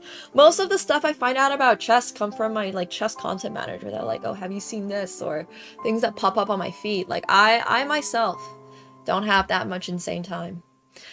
Oh, Magic, I mean, does take a little money. That's true. Chess is at least thankfully free. Mostly free. Depending on how serious you want to take it. And TFT is almost entirely free. It just takes mental energy when you don't hit your roll down. Spending 50 gold in game doesn't hit one Yasuo. That's the classic. Yeah, modeling is also takes time. What a surprise. Life takes time. This current Magic the Gathering set is really awesome. If you guys want to check it out. So. Okay. Use proxies, which is free. Oh, that would make sense. Yeah, fair enough. Fair enough. Unfortunate. Well, no to proxy. No. Alright, 2600 bullet rating grind. If anybody would like the chance to play me in chess today, once again, all you need to do is hit level 6 to spin the wheel on Star Trek to play me. To play chess. You gotta download Star Trek and hit spin the wheel. Oh, nice, Apollo. Hell yeah. Love to hear it. It can... If you get the game, you can have it as whatever.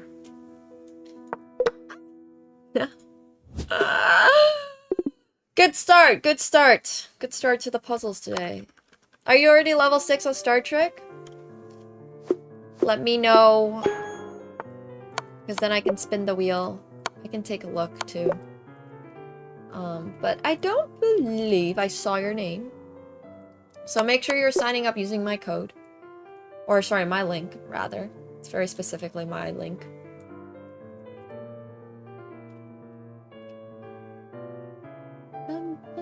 Let me check.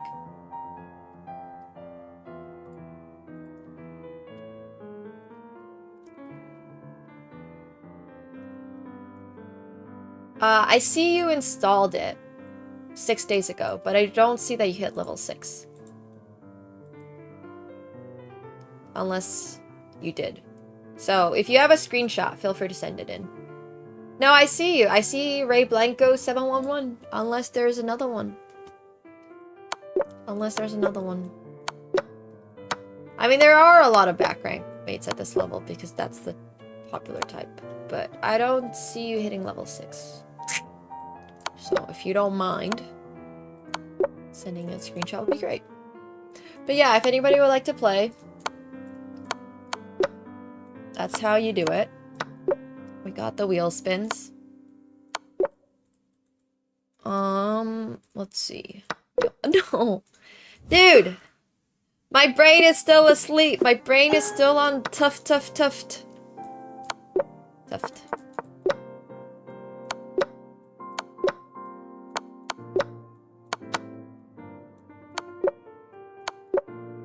There's so many similarities between the way that you would learn TFT and the way that you would learn, like, chess. It's really fascinating. But TFT is actually a lot more like poker when it comes to the pure math aspect. Like, you just calculate. At this point, this item gives me this extra whatever, and so therefore I should get it, and stuff like that. It's kind of fascinating. I never thought about it that way, but it makes a lot of sense. Once you get to that level, it's all about micro, so you just gotta optimize your build. Whee! Alright. We'll do, oh, here we go.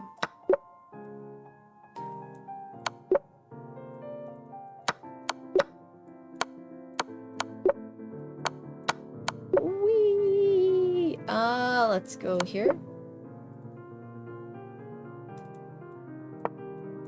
Oh no!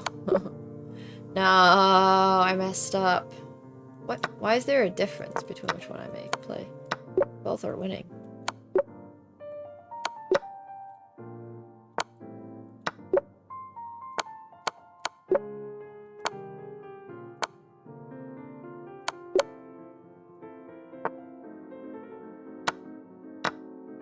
Okay. Okay. No!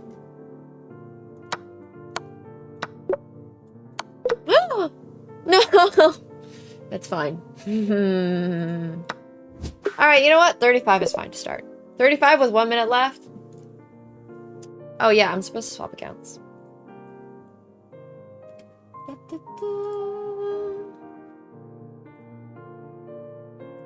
Let's go on bullet. I'll do like an hour of bullet grind. Let's see if we can hit 20. Oh wait, I am 2500. Well, I'm 8 points below 2500 right now. So if we hit 2600 before the hour, yay! If we don't, it's okay.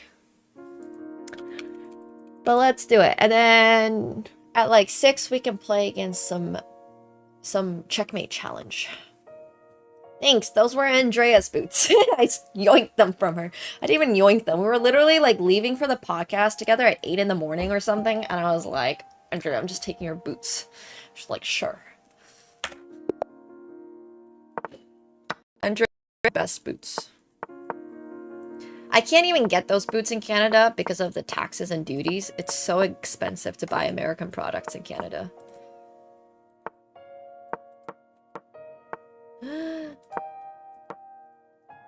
Bootas. Exactly.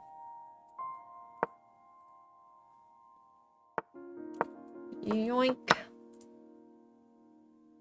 Oh my gasp.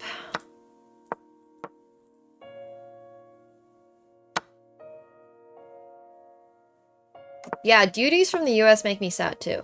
Literally I cannot shop from the US. I have to buy I can't even purchase stuff from Europe most of the time. It's actually so terrible to be a Canadian and go shopping. But it's good. It means I've been saving a little money. Well, this is bad. I'm gonna lose a queen. But I am very much... Oh, no, I'm not! Because this is pinned! Oh my gosh. All planned, obviously. And then we're just gonna... No! I forgot that is a discovered check! I messed up. Well, I have a rook and a knight and a bishop, which is technically more than a queen. Could be worse, could be worse. Well, let's go here. I don't know if EU has tariffs or not, honestly. I have genuinely no idea. But yeah, usually, like, I can't buy things from Calzedonia, which is a really popular tights brand from Europe. They literally do not sell to Canada. Like, you cannot get it shipped into Canada. There's a lot of other brands like that, too. Oh, Ray, that's not the level 6. You gotta get level 6 on your, like, operation center. Like, on your player profile. Like this, guys. Are you around? Yeah! 2,500! Let's go! Yeah. Yeah, TFT is a great game. I've been playing it a ton, but it's always good to, like, study a game a little bit. You know, it's not like I'm going super hardcore. I'm not playing in Paris Open or anything like that, but yeah. Is there a gamba? Yeah, we can set a gamba.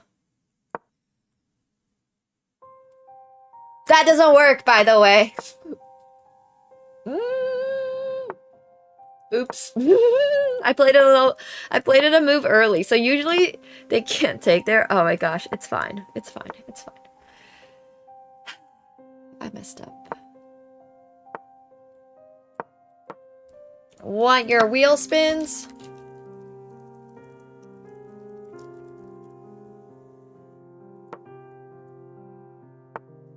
Da, da, da. We'll go for the attack. Oh no! Oh no! I can't even take it even though this is pinned. Oh no, this is so bad.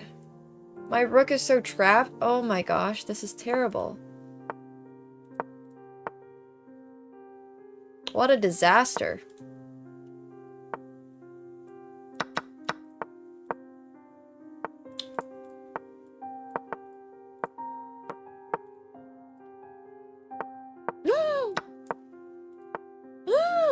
No!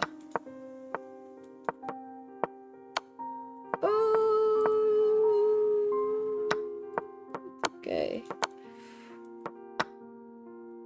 No, I'm so lost. Oh, Alex says he's watching the stream. Okay, I'm resigning this game and we're gonna do a wheel spin for Alex.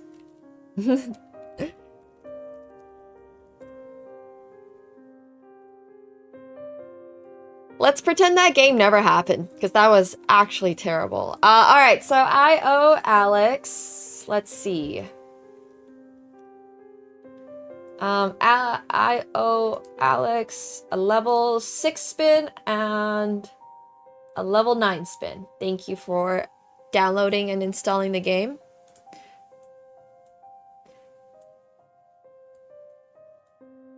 Hello. Thanks for hopping in. Spin the wheel! Okay, so this is a level 6 wheel. We have actually a different level 6 and level 9 wheel. Sure. Yeah, upload it. No! Not the whammy!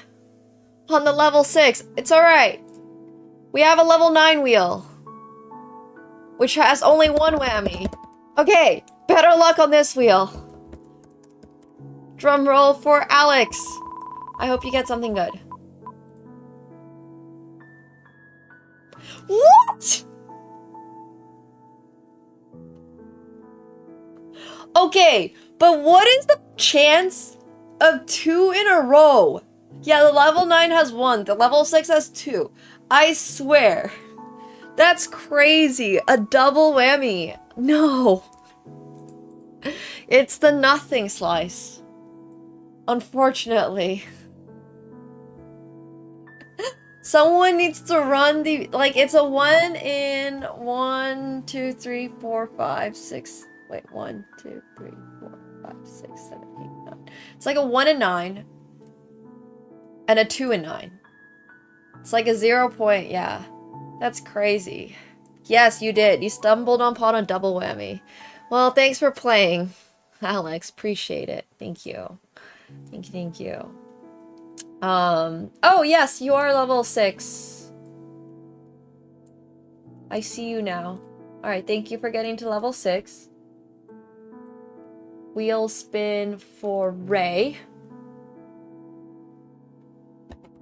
My week has been like that? No. Oh no. We'll go back to the level 6 wheel spin for Ray. Alright. Surely, if somebody has bad luck, that means somebody else has really good luck.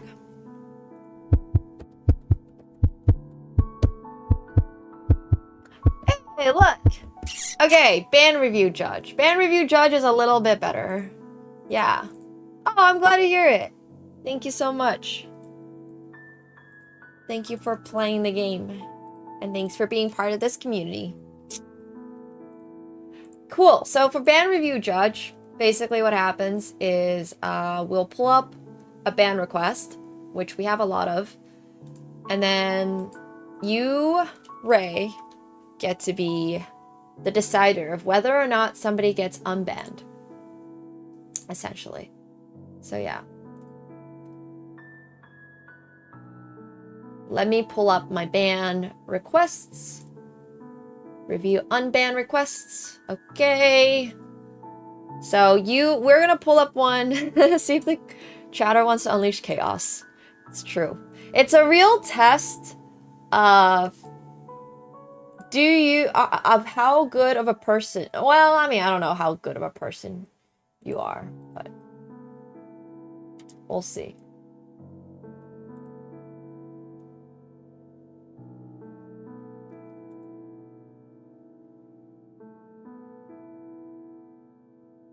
Wait, what the heck? Sorry, I didn't even know there's some people in here that are like here with alt accounts, I guess. All right.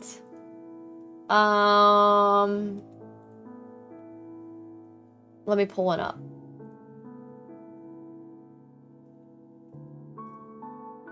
It's so hard to pull one up.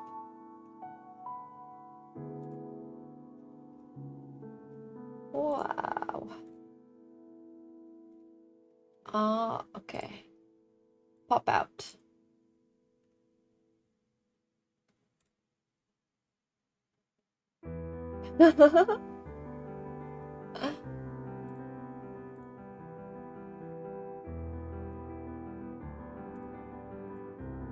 Add a ban for 24 hours option to the wheel. That would be insane. Wait, where did it go? I literally popped it out. Oh man. Oh no! User errors!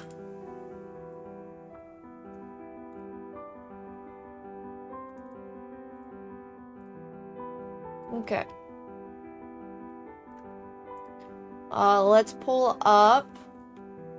This guy was banned at 7:31 p.m. almost 2 months ago now.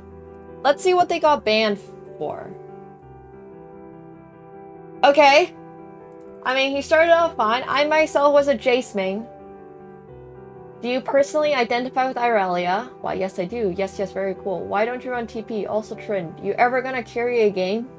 Oh my gosh, this got toxic so fast. Like, he came in at 6:54, was having a good time, was asking me questions about Irelia, and then it's just like, you ever gonna carry a game? My eyes, you're just bad. Are you even a competitive person? Wait, this was like within a 31 minute. The power of League of Legends, man. Like, this is actually so funny. Like, bro was just being a chill, nice chatter, you know, having a good time. And then it's just like, no, you're bad. At that time, I was poking at her defiant, competitive nature, but was misconstrued as disparaging by basic people. LOL. Okay. Oh, alright. Well, Ray Blanco is the only person that can say unban or ban. Most intellectual unban request, actually. Yeah. I mean, it's honestly not even that bad. That's it. If you keep him banned, that's it. You're just the sole decider of whether this guy decides to get banned. So, yeah. If you want to keep it banned, you can keep it banned. Keep him banned. Unbanned for TFT advice. I mean, no, this guy was definitely... It's really, really, really not that bad. No, there's no redeeming feature. You can just choose to unban him. It's unban or ban. And unban or deny, technically. The entire chat in the stock guide be banned based on that. That's not his first alt account, so it's not like keeping him banned will stop him. Fair enough. Oh yeah, alt of ban account too. Okay. But it's totally on you, Ray. You got a couple more seconds to decide. Ray Blanco in the chat because they landed on the wheel. The wheel slice. The wheel slice of ban or not. Ban review judge. Here's your final verdict. Let's see it. Oh, this was 2 years ago? Oh, that's crazy. I didn't even notice this was 2 years ago. Oh. That's crazy stuff. That's pretty funny, actually. That is from ages ago. Ban?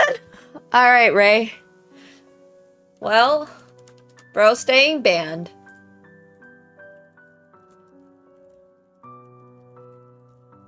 Thank you, Ray. Thanks for participating. Man, some of these unbanned requests are actually crazy stuff. Yeah, he tried. He did. Maybe he's reformed now. We have seen a lot worse on this channel, it's true. But thank you, Ray. But yeah, those are some of the wheel slices you can get. Typically, people don't get whammy 2 times in a row. So I just want to say, Alex got really bad luck. Ray had a little bit better luck.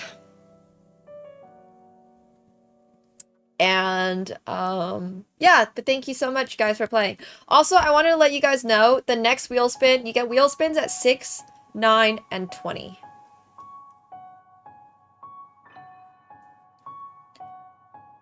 6, 9, and 20. Because I realize how hard it is to get to 22. Hello! Ray did get to play God. You guys can play God too. We also have the level 9 wheel, which has a little more money on it.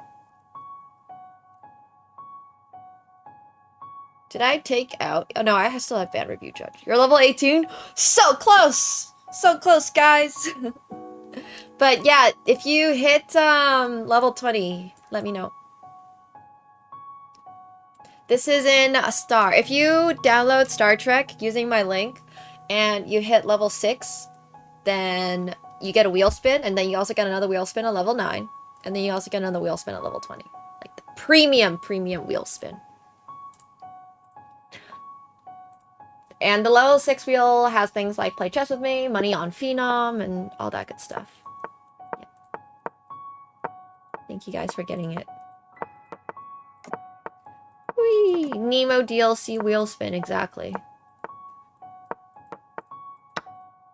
That's basically what it is. No! Dude, I keep blundering today. It's fine. It's fine. Sometimes this is life. Sometimes we're just a blunderer.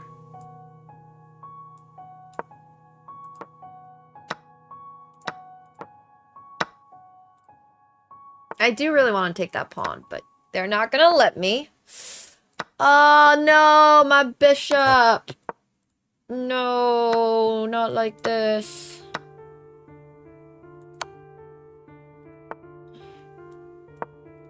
Not like this. This game is so bad too. No! Ah, that's fine. It's fine. It's fine. It's fine. Everything's fine.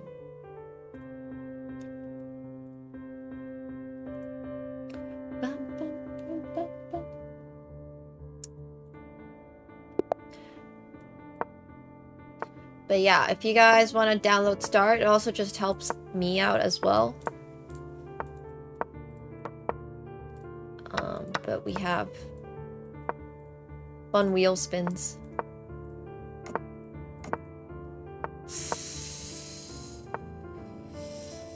Okay, let's go dish.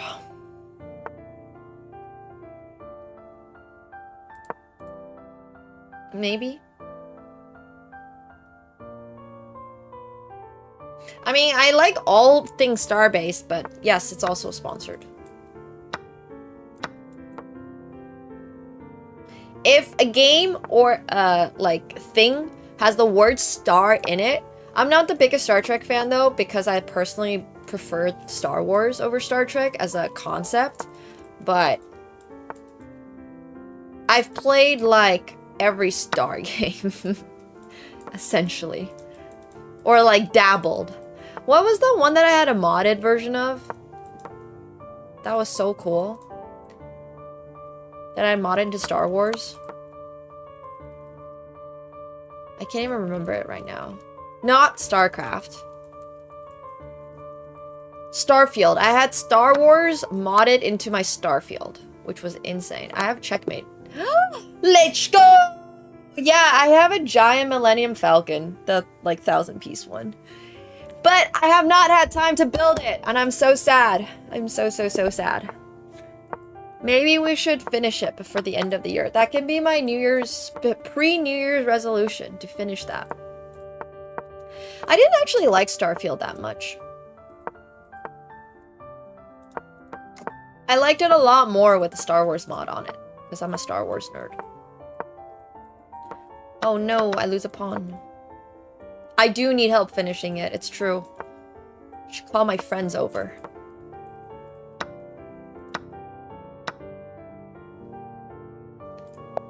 Let me just tell you, Starfield was a lot better with Star Wars modded. And it's a fully functioning Star Wars mod, by the way. Like, 100% functioning.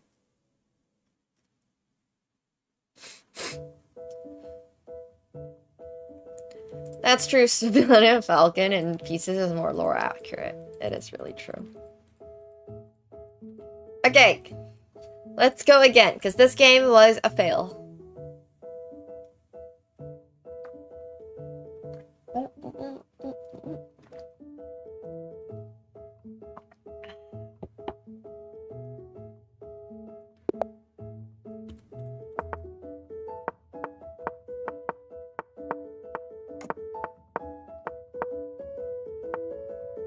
Oh yeah! I forgot about the poker heads up for the AT&T. Wait, where is that guy?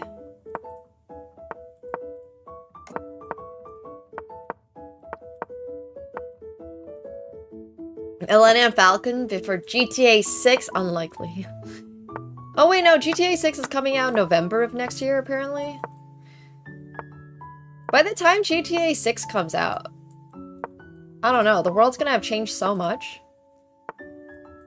Like, you're basically able to build entire games just off of using AI these days. It's kind of insane it took so long to come out. Like, the entire dynamics of...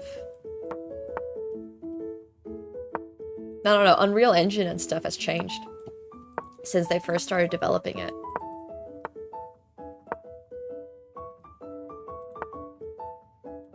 GTA 6 obviously does not think that. This is true. Yeah.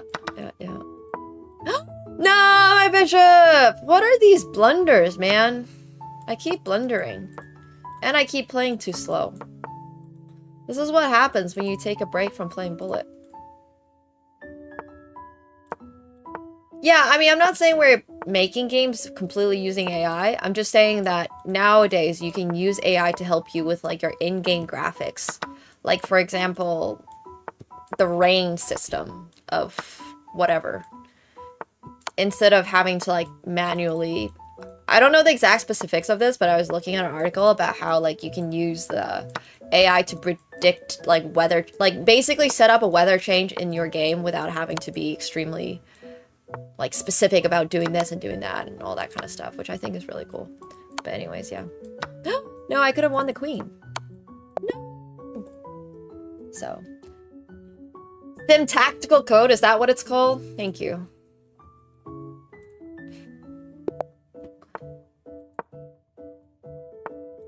Sim Tactical Code.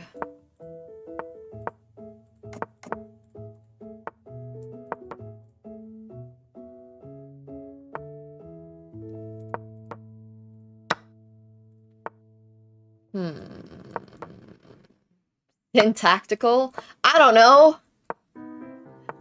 I don't even know the word for it. I just don't understand the concept.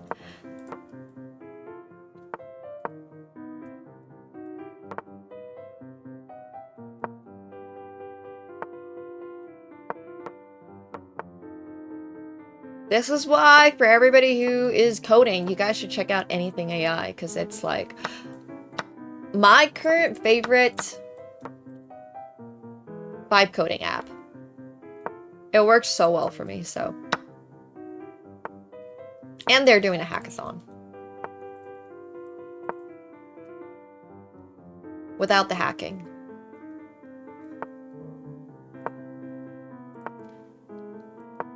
Alright, let's play that. I don't really like my position. I'm not sure what's going on here.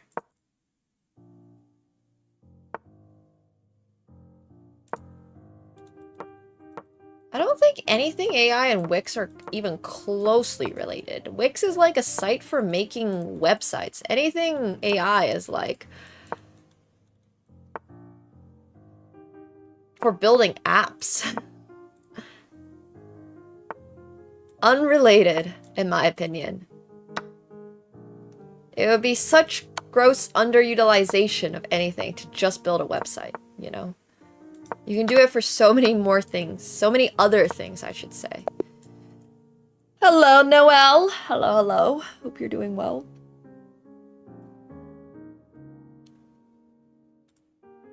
Really? I don't think those apps are, like, closely related. Like, completely different vibes. One is literally, like, building a website. Yeah.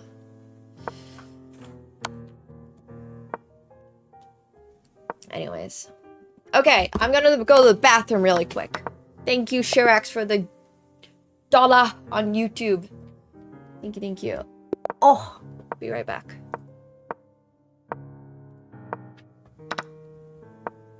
I wonder who these guys are. Hello, Simper Boy. Hello, hello. BRB.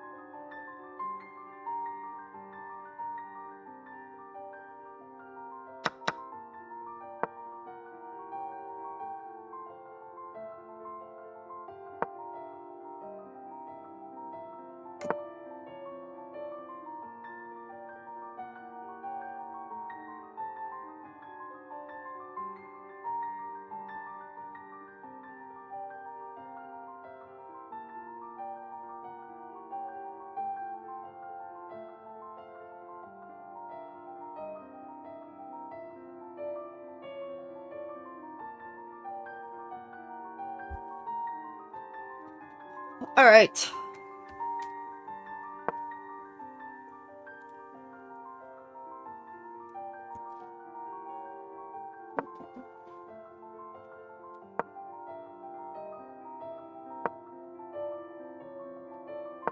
Back on the grind. Hello. Hopefully I can find some... Oh, thanks for another $2 on YouTube! Thank you, thank you. What the... Whoa, what opening am I playing?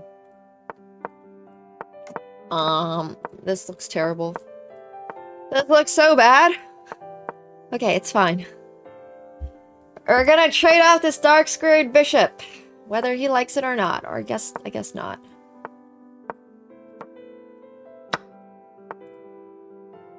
We're gonna use our king to defend, because no problem.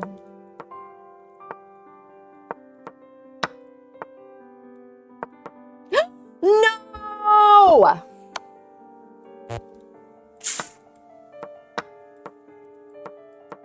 No.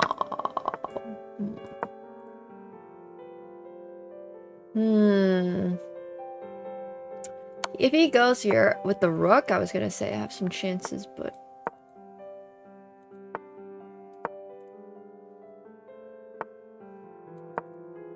Not like this.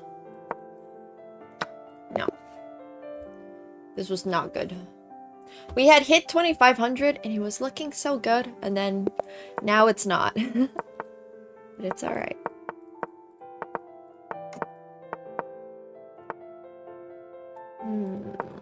Let's go back here.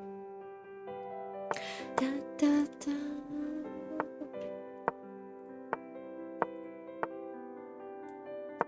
Yoink.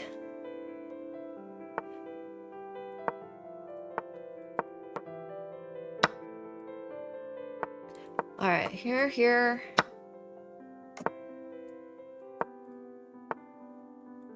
And then I can play this.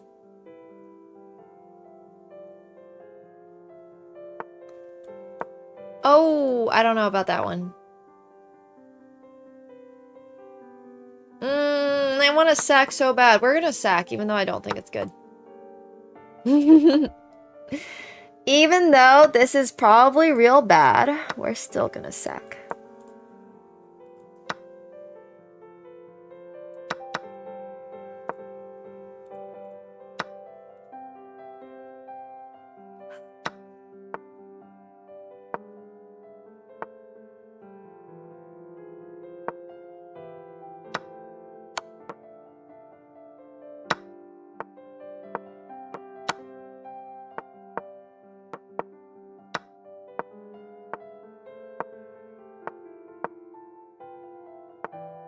I guess the only win streak I'm gonna have today is in Tuft.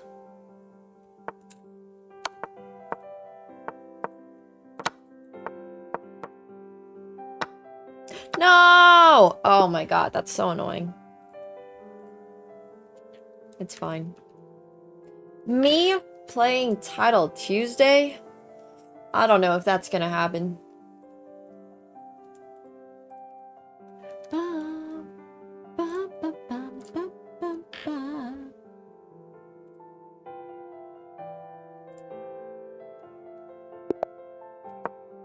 This guy's name is Standard Distribution. I love it.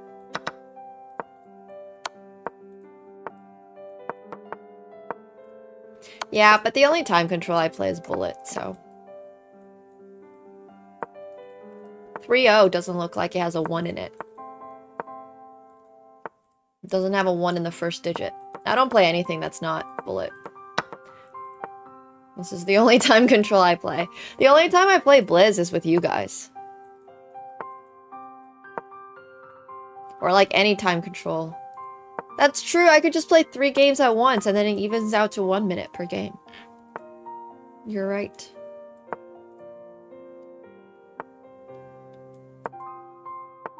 Yeah, this is the only time control I've got patience for. 2025, guys.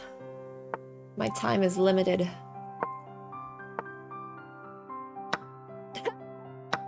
Okay, it's fine.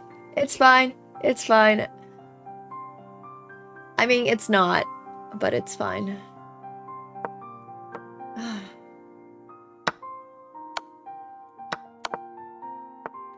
I don't know how I messed that up so bad.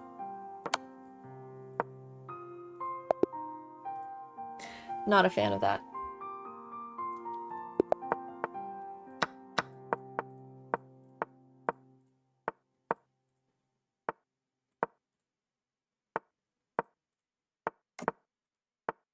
I don't think I know what Bullet Brawl is. Is that an event?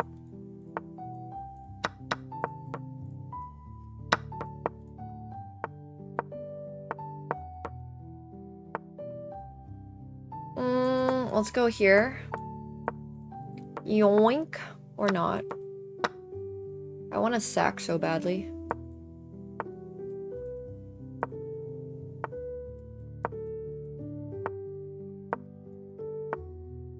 Oh, have I?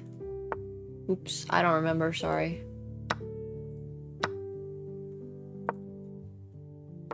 It's okay, I'll be grinding tuft the next couple of weeks anyways. It's gonna be a tuft angle.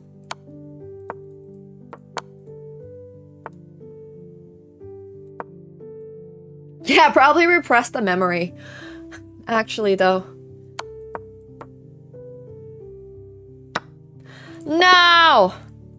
I don't even want to play these games. Like, I know I'm not supposed to resign because it's Bullet, but we should just play faster and not care. Like, I keep trying to play good chess, and that's the first mistake.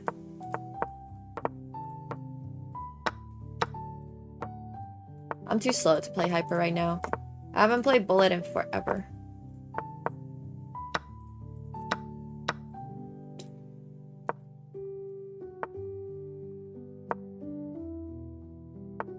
Do I get my queen trapped? Lose my horsey. Oh, man. Oh, man. Oh, no. Aw.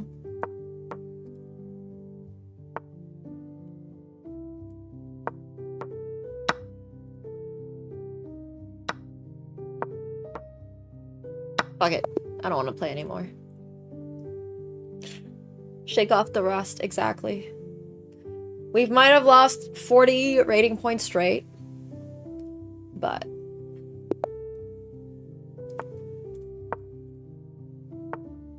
yeah, 1+1 is a time control. Not one I would recommend because it has increment in it, but it is a time control. Technically, anything can be a time control. 1+1 is actually something they play in like the Speed Chess Championships. Something like that.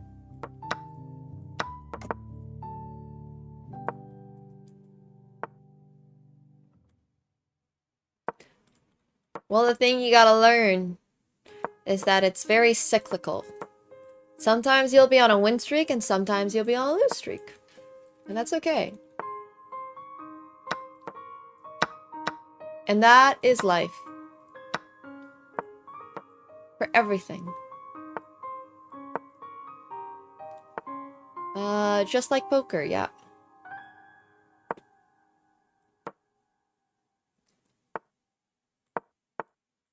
Yoink!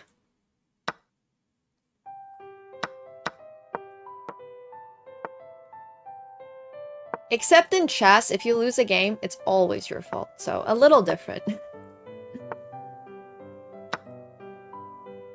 Unlike poker, in which if you go on a lose streak, it's not always your fault. Sometimes you could have actually just had really bad variance.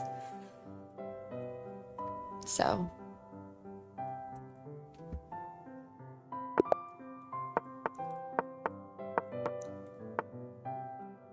Exactly.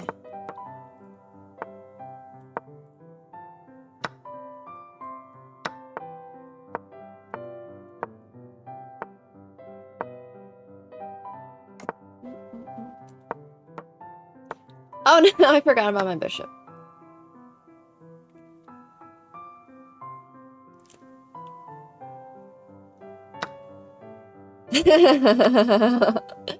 True, Quantum, true.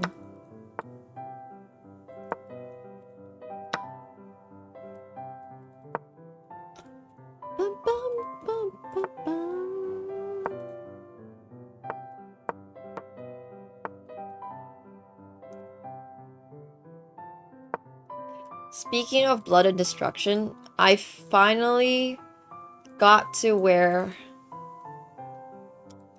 Kentaro Miura, the author of Berserk, unfortunately passed. The chapters that were written after his death. Like, I had been so behind. I finally got to like chapter 300 and something in Berserk. And I literally was like crying this morning at 4 a.m. because I was like, oh my gosh. I literally had stopped reading Berserk right when he had passed.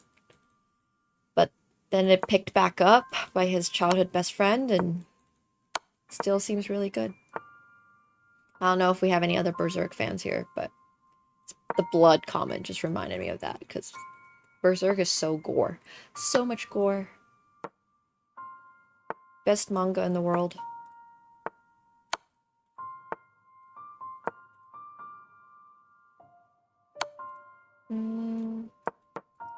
We're just gonna flag him, but...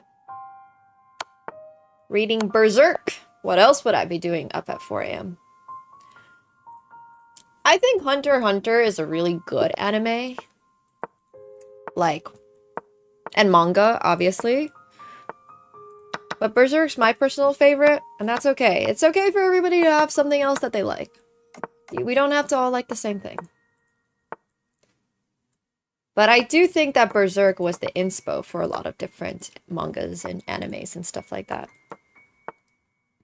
Yeah, I don't even know what happened after, I guess. Gong. Oh, no spoilers. But like finally met his dad, I guess. I have no idea what happened after that. I actually don't want to take... I'm just gonna play this. I have not seen Prison School, no.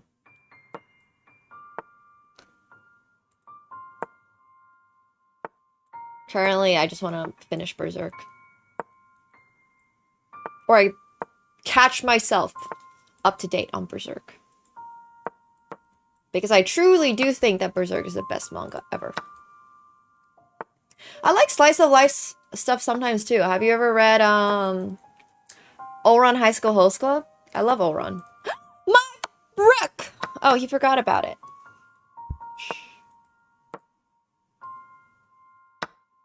Yes, it is. It's extremely dark. I love dark, like, mangas and stuff.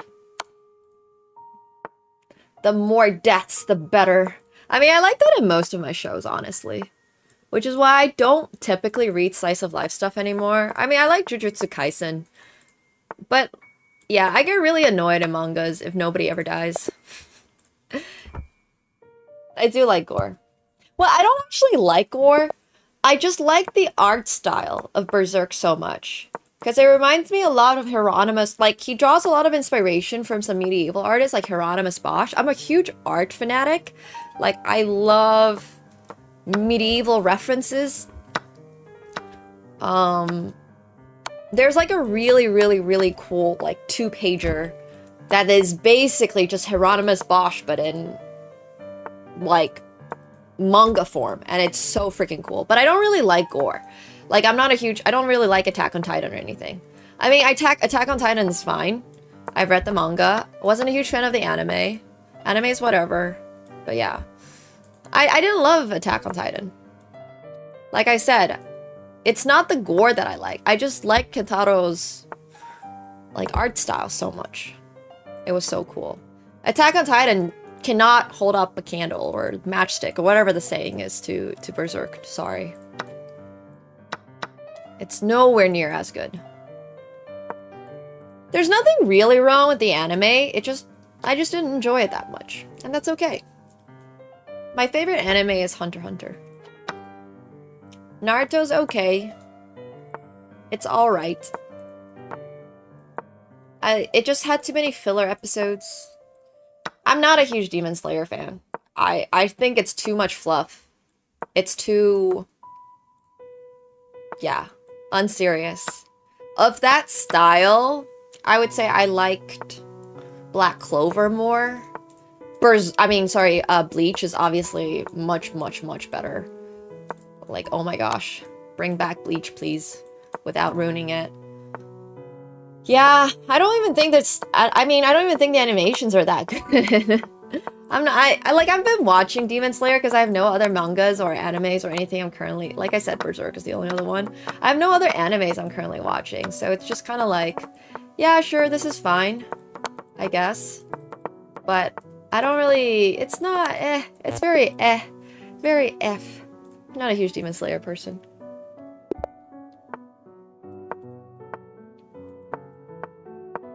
I've tried Dandadan, but did not love it either. Not for me. Like I said, I like dark stuff. Zenitsu has to be my least favorite character of all time.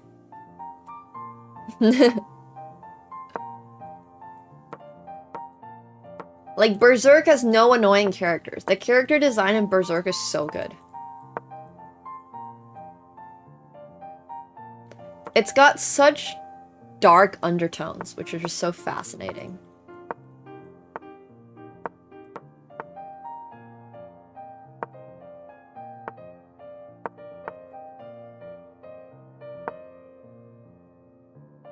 I disagree. I think...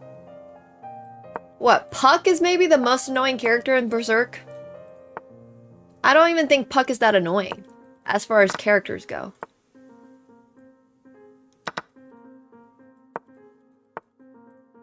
Yeah, I just don't care about the slice of life. It's the same way how I don't care about, like, there's a reason I never watch dramas or romances, because I just don't care. I've been to so many manga stores in Tokyo. Oh my gosh. I went to Nakano Broadway with Rob when I was there. I went to, what are they called again? Like the really tall buildings that have every single manga and anime, like, selection in them. Nah, I think, I don't know. I just think you gotta be a very specific type of person to enjoy romance. And it's just not me. I like very specific romances. It's because most are just so poorly written, in my opinion, and you know they're fictional characters, so why do you care about them, you know? Like, they're completely irrelevant in the world and in the show. So I'm not watching for any reason. I don't care if they get together. I don't care if they stay together. I don't care if they break up. So that's kind of why I just, like, don't watch romances. But by this same mindset, it's also why, like, I'm not a huge fan of horror movies, because I also don't care if the characters die or don't die. So I'm just there like, haha, this clown is so funny. Like, I guess my point is, I just don't care about the characters in general. So it has to be either action, like John Wick, like, oh my gosh, this is so cool, or I like good, like, cinematography in my movies. Or I really liked Queen's Gambit, actually, for that reason, because I think the cinematography was beautiful. I didn't particularly care about her character or, like, where she's gonna go or how good she's gonna get, but damn, that cinematography was beautiful. I've drawn so much inspiration from Queen's Gambit for, like, my own creative work. But for example, yeah, I just thought, like, it was really funny. I thought the way that he would, like, do the eye thing was crazy. The fact that he did it without animation, apparently. Like, apparently Skarsgård can just do that with his eyes is insane. But, like, I watch movies for very specific reasons, which is also why I really like animations. I love K-pop Demon Hunters, for example. Yeah, I really, really like Pixar movies. I like Disney movies. I think they can be so whimsical. Yeah, I think I just have very specific taste when it comes to movies and stuff. Oh, I love Sisu too.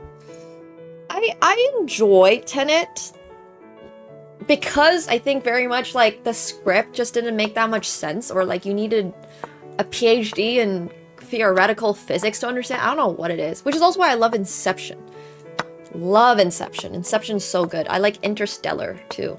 Inception, Interstellar are 10 out of 10 movies for me. But like I said, not because I'm personally invested in anyone's personal relationship or anything like that. Just because the concept is cool. I like cool concepts. Big fan of concepts. I didn't really understand Tenet, other than like I guess if you enter it a specific way, time moves backwards or something. I don't know. Yeah. Yeah, Christopher Nolan can just make anything good. I agree. Inception's a 10 out of 10. What else?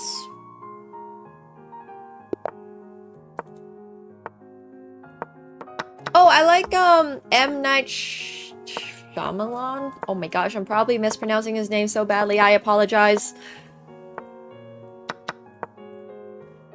I like his stuff a lot. Oh, I love Transcendence. With Johnny Depp? Transcendence made such a big impact on me as a kid. Sorry, I have no idea how you actually pronounce Shyamalan. I think he's very good, though. I like, once again, concepts. Concepts are good. Interesting concepts is what gets me to watch a movie, which is why I like that movie with Justin Timberlake and his really hot mother. Can't remember, On Time, something like that. Like, it was not a great movie, but I like that concept. In Time, yeah. I'm not a huge Tarantino fan.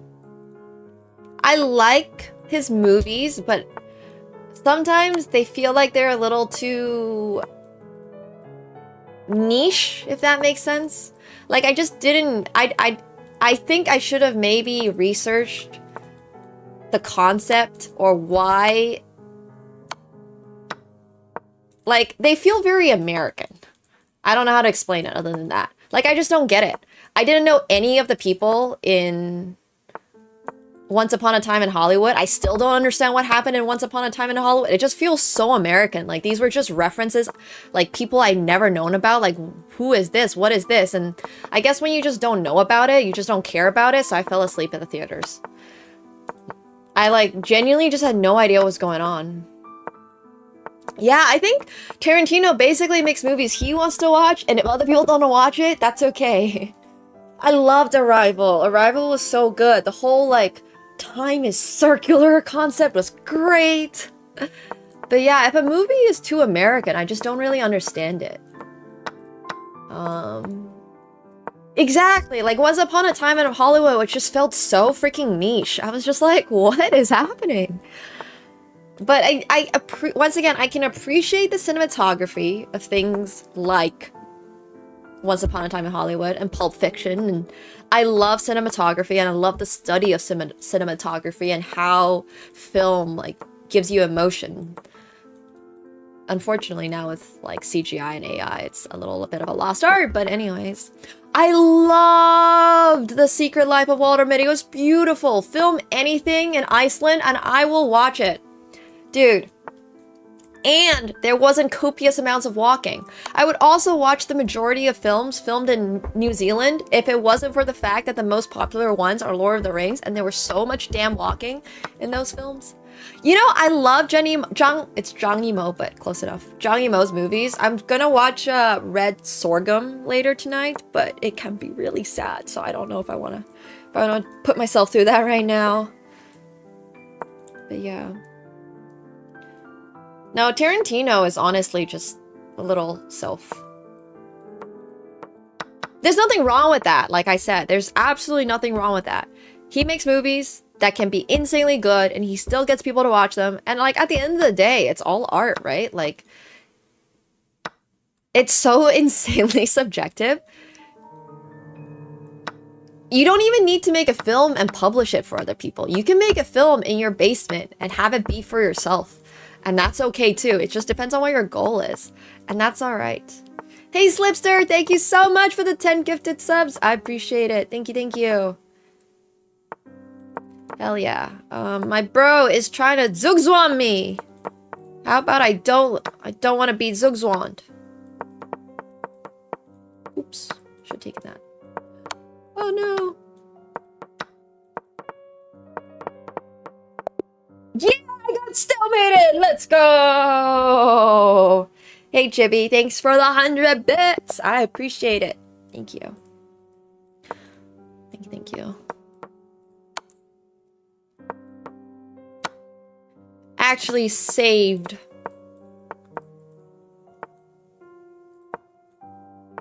Big time.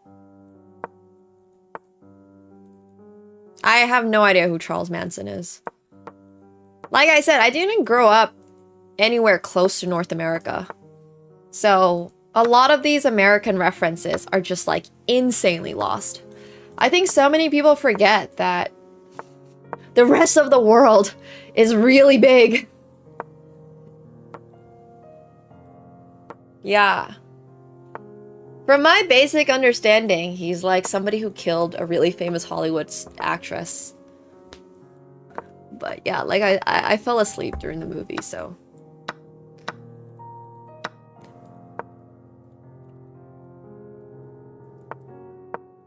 I don't know who Sharon Tate is, but yeah. Her, unfortunately. See, like, you guys all know these things. I know nothing. I have no idea. No idea. Cults also just seem insane, but that's a different story.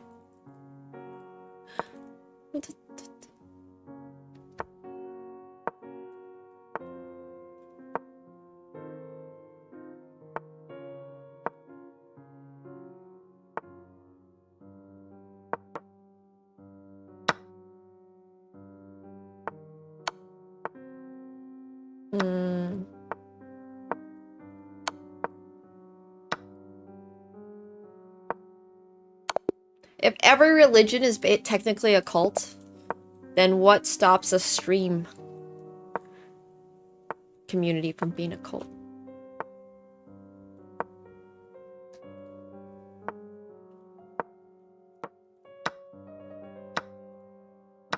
It is a cult. We're also a cult, guys.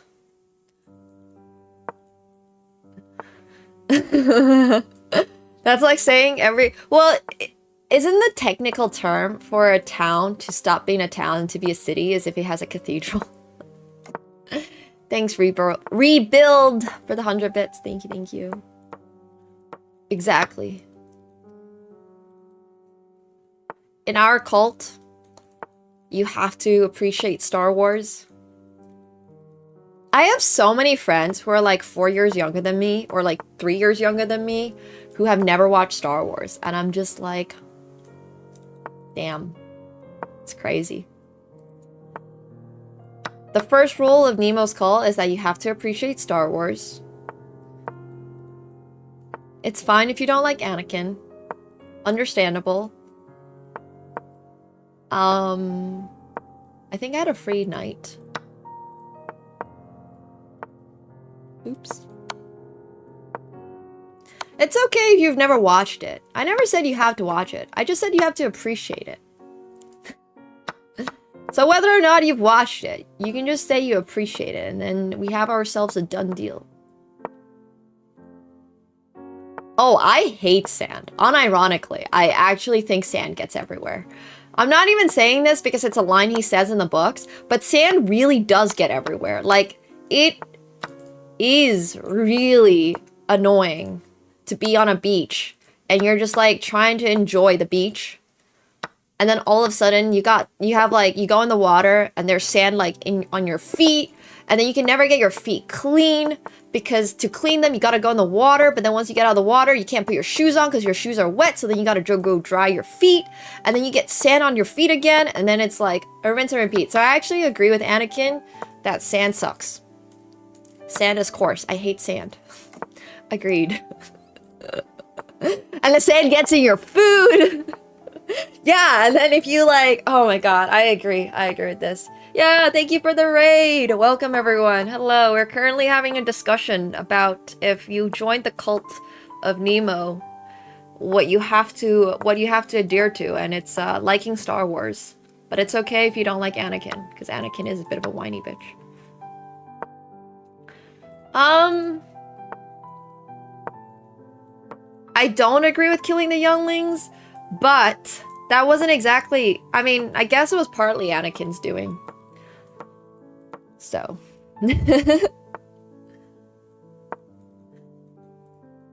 I just think sand does truly get everywhere, and it's very inconvenient. I agree with this. I do like beaches, though. But I prefer, like, more curated beaches. I like being able to see the sand, but I don't have to experience the sand.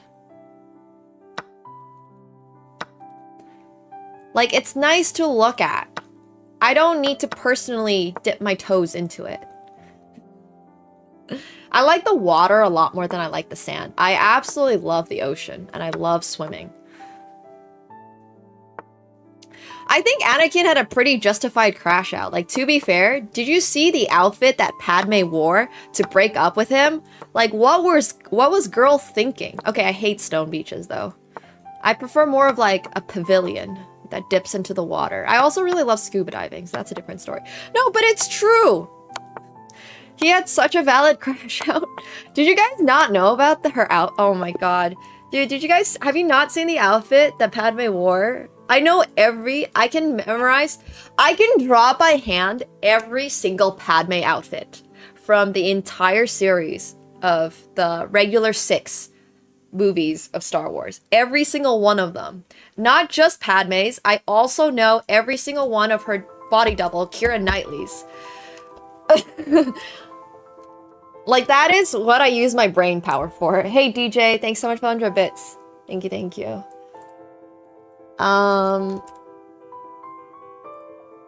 That's true, there's only 3, but... not this one. It's this one. This one, this one, this one. This black one. This is the one that she wore to go break up with bro. Like, what are we doing, girl? Her outfit design was by far the best part of Star Wars.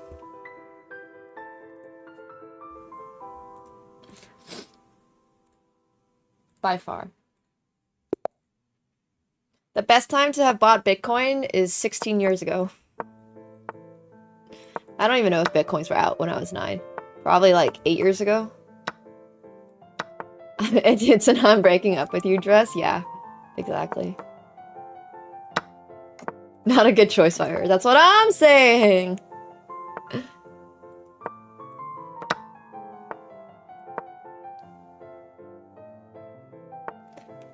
I really, really, really like the sequel.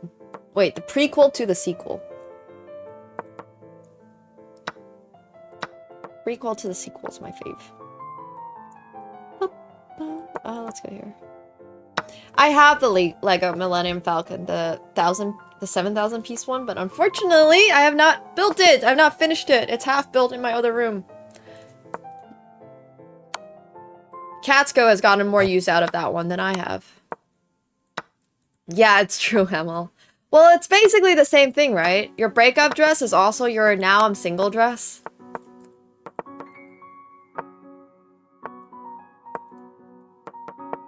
No, wait.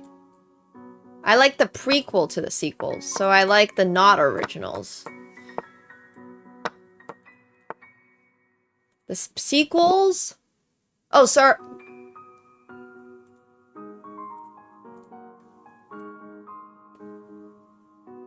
I like Revenge of the Sith and the Phantom Menace. Please just use episode numbers. Okay, episode 1 to 3. That's why I'm saying I like the prequels to the sequels. But that makes sense. The sequels? Oh, because now there's also the Disney ones. See, I don't even think about the Disney ones. I'm not thinking about the Disney ones. I like the prequels. This is where the fun begins, exactly. Debate!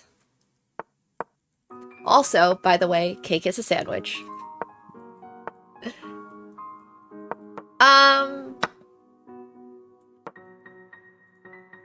I mean, of all the costume designs, I don't actually know if that one is specifically my favorite costume of hers, but it's one of my favorite ones of her.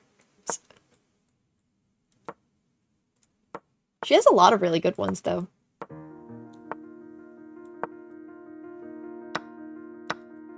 Empire Strikes Back is really good, yeah. I mean, they have that old school charm about them. See, I just didn't grow up.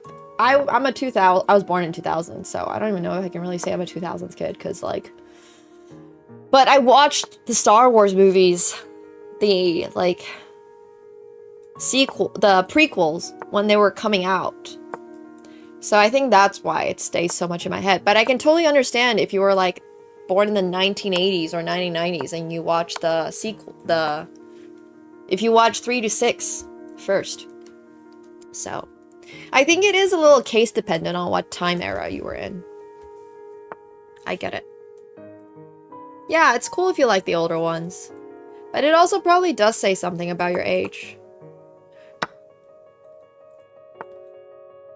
Yeah, but at least 2 and 3 came out more or less when I was old enough to watch them. Because I remember watching them around when I was 4 or 5. Probably around 5, 6, actually. I was so obsessed with Star Wars as a kid. Oh my gosh. Feel bad for my classmates.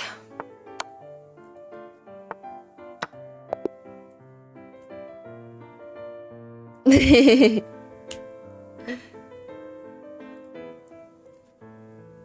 I probably watched them when I was 5 or 6. They left a big impression on me as a kid. What's one thing society likes that I seem to despise? Romance shows. Oh my god, I hate romance books. When I was a kid, the only books I ever read were really like Jane Eyre, Huckleberry Finn. I don't know how to pronounce Eyre. I read a lot of like Treasure Island. I read a lot of the classics when I was a kid. I hated romance as a concept as a kid. Like, I just didn't understand why anybody would like those type of books. But it's so funny that you said that. Because I'm the, like, total opposite. I like adventure books. I like philosophical books. I liked... Picture of Dorian Gray is my favorite book. I don't know, that might be a bit of a red flag. I love Oscar Wilde as an author and poet. Well, obviously mostly as a poet, because he only has one novel. But anyways, that's a different story. I would say I know really niche American history. Like, I don't know pop American history, but I know stuff about, like, the independence and all that stuff because I'm Canadian. But I've never really, like, studied American history because I grew up in Europe and I grew up in Canada. Like, I'm just not American. You know? No Dostoevsky. I really liked Fretsky. Wait, no, it's not Fretsky. Who's the guy that wrote that piano piece? New World?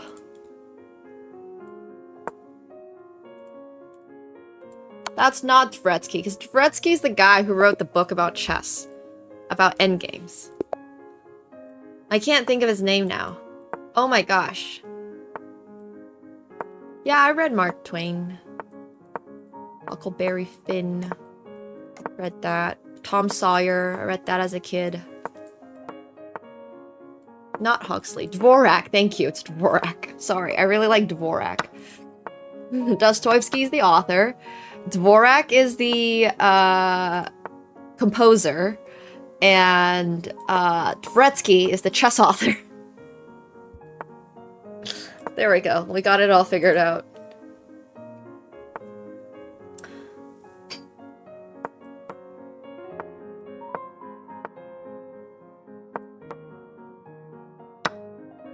It's confusing. So many similar-ish names.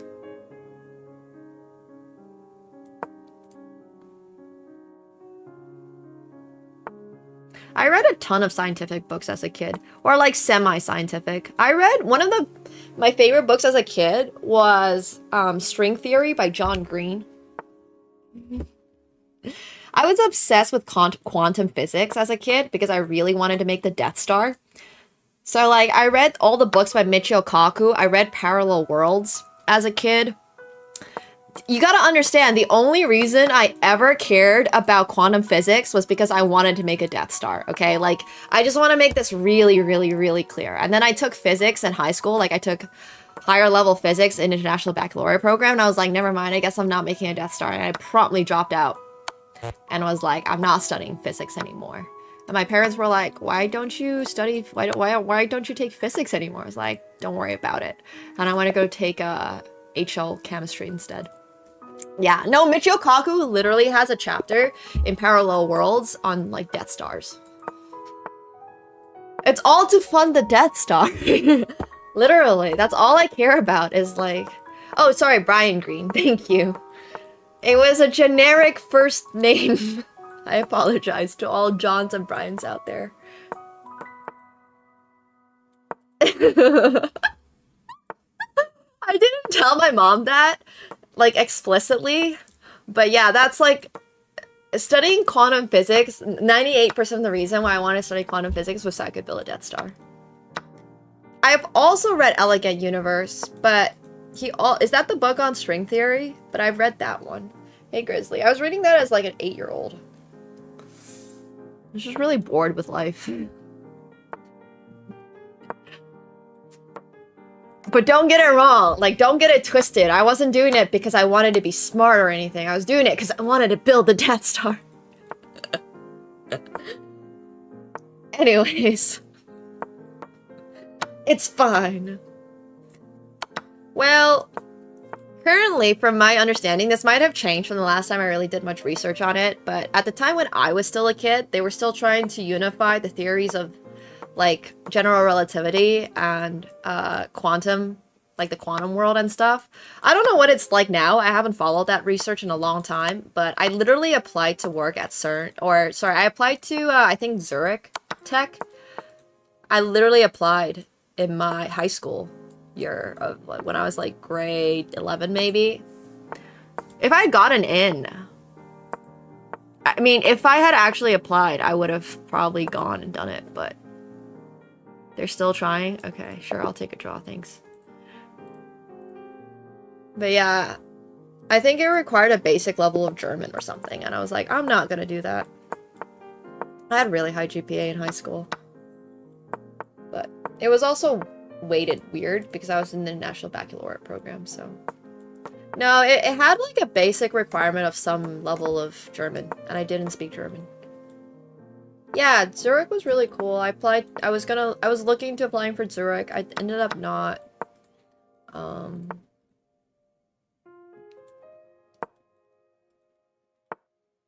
I applied, yeah. I didn't apply to many science programs. I mean, math is different, I guess. I ended up doing a math major. But yeah. Swiss German's the worst anyways. Well, no, it was just you had to, like, I think you had to be, like, A2 or A1 level in German. I was like, I can't do that. No thanks. So.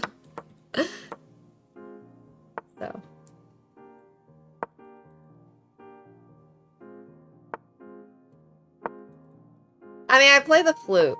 I have it somewhere. I don't know where it is right now. But I did flute for so many years in school. So many. I just decided it's not for me either. Oh, yeah, we played the flute. We both played the flute, remember? Oh my gosh, yes. But then I stopped playing. I don't hate German. My parents were living in Germany for a little bit, and I was thinking about transferring to a German university. I just don't have the time to learn it. Like, I got nothing against German. I actually think German's a kind of pretty language. I know a lot of people disagree with me, and that's okay. But I got nothing against the German language. Yeah, I do play the piano. Not very well, but I can. I haven't played in a very long time. Ooh. Probably could have won this game.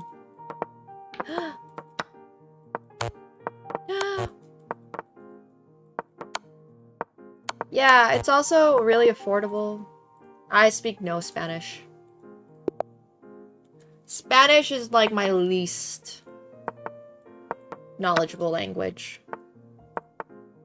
Even with German, I've like done Swedish in my school in Finland. So I have some basis for pronunciations and stuff, and I've stayed in Germany for a bit, but Spanish is like so far out. Well, I mean, I guess with French, it's somewhat okay. Like I can guess words, but it's not my personal interest. I understand that speaking Spanish is probably so insanely useful, so I would absolutely learn it for that reason. And like every now and then I'm like, yes, I'm gonna learn Spanish, and then it ends up not happening. Okay, well, of the commonly spoken languages, I guess. I'm not gonna learn Afrikaans or Dutch or something like that. I lived in Frankfurt. Ratsu. That's what horsey is in Finnish. Ratsu. Rakasta is to love. Finns roll their R's. I can roll it for so long.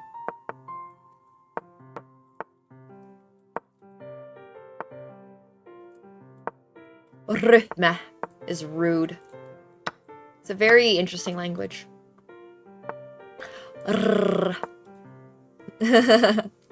Yeah, but Finnish R's are a lot stronger than Spanish R's. You guys do a very light R roll, but Finns like hard roll their R's. Harder than rolling for your level 3 Yasuo in this set. When you get the Ionia. And Polish. It's really useful for Polish. Yes.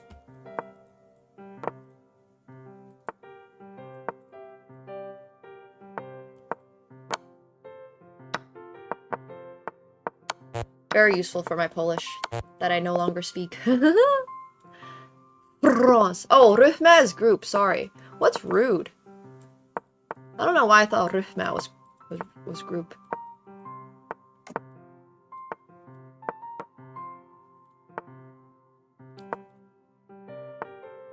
I don't speak any Spanish, so...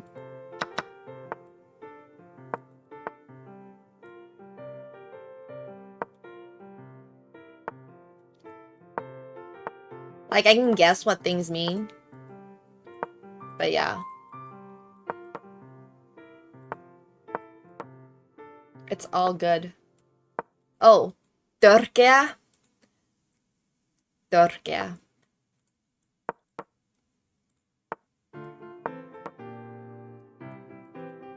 Finnish is a fun language, though.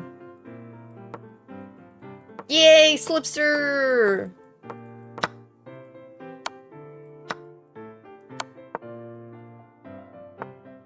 What are some other words with R in it in Finnish? I have a bishop. Why do I have a bishop? Finnish is insanely hard, but it's not, like, the hardest part about Finnish is the way that the language is so different from every other language. So, I basically, like, I moved to Finland when I was 4, right? It's a lot easier when you grow up in Finland, because you're kind of fucking stuck speaking Finnish. Like, you speak Finnish, and if you don't, well, you got no friends. Have fun. So, for me, personally, it wasn't that hard, but I can totally see if you're an adult trying to learn Finnish, it's pretty impossible, because, like, the language is just so weird. Yeah, Finnish and Hungarian grammar is supposed to be similar, but, like, I don't understand anything Hungarians say. I've had this conversation. Every time I meet a Hungarian, we look at each other like, so, people say our languages are similar. What do you think? I'm like, Ympäri. Äären. Poro. Poro is Finnish for poro. You know the poro things in League of Legends? I have a little poro hat somewhere. Where's my poro hat? But poro is Finnish for reindeer, and poro, which is the League of Legends creature, the name for that is inspired off of the Finnish word for reindeer. This little guy. This thing is a poro, but in Finnish, we call it poro. Not to be confused with phenom. I know! It's crazy new lore! Fun fact! You guys learned something new today! You guys learned something new. Porro.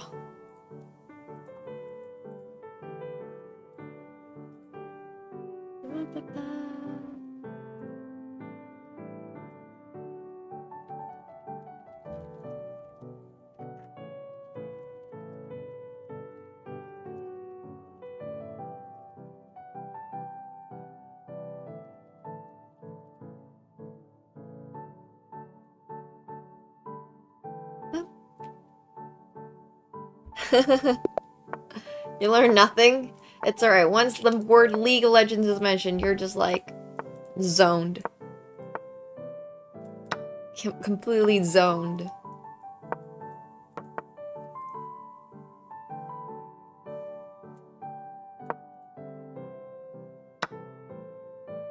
Wait, this looks bad. I don't know what I did.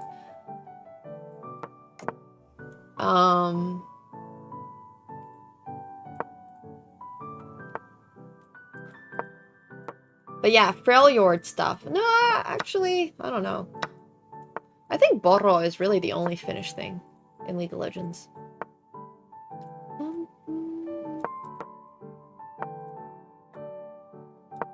I like languages with no pronouns. Because it makes conjugating a little easier, although the Finnish conjugation system is freaking insane. The problem with the Finnish language is that they also don't have, like, location parameters. So if you want to say, for example, you're inside a house, you have to say talossa.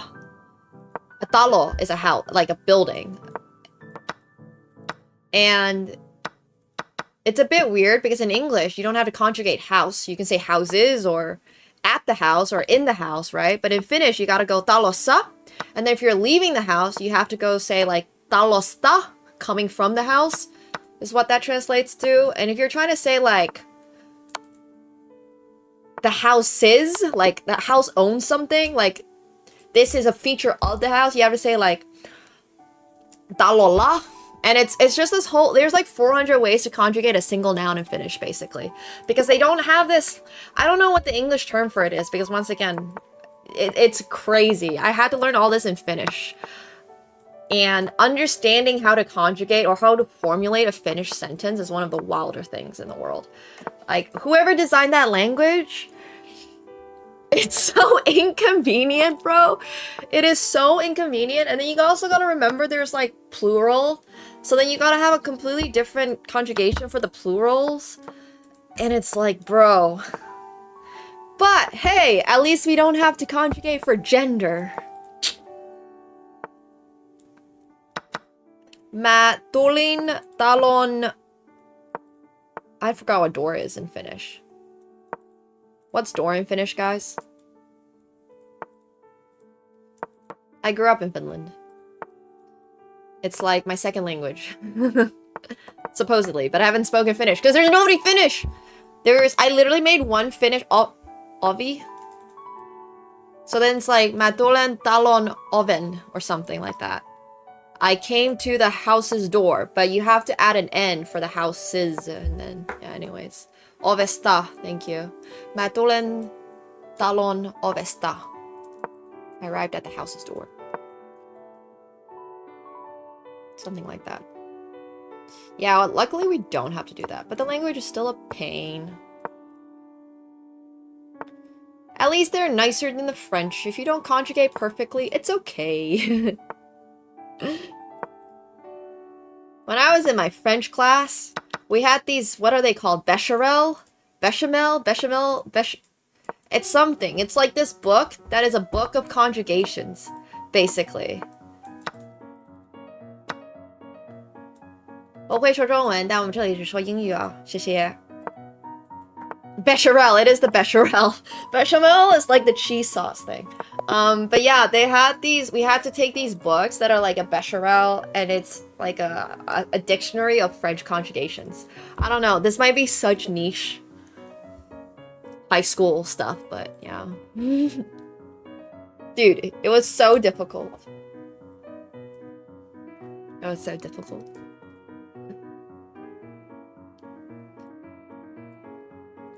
Yeah. Exactly, a cultured. I love how we all have collectively the same experience growing up. I go back to France. I've been to France like 4 times this year. Or yeah. 3 times this year? I go to France a lot. Wait, do French people also... Wait, if you go to a French high school, you guys also have a Becquerel? Like, we all have a Becquerel. I didn't do school in France. I just did high school in Canada, but we had to get the Becquerel thing.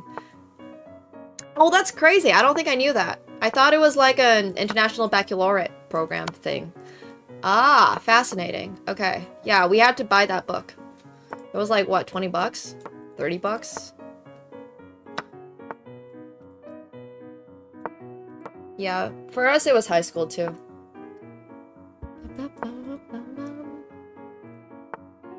Yeah, Becquerel is a book for conjugations.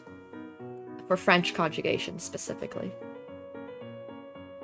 IB still gives me trauma? I don't know, man. I thought IB was chill. I had bigger stress in life. When I bought it, euros didn't exist? Oh my gosh, bro. That's insane. What was that? When did euros come into effect? Like 1990 something?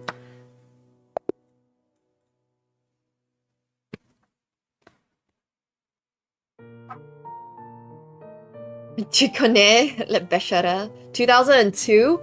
Oh wow, that's insane. It's so funny so many people know what the Becquerel is. Oh, I love TOK! Oh, Theory of Knowledge was awesome. That was one of my best grades. Because you could really just say anything and get away with it, if you could argue enough.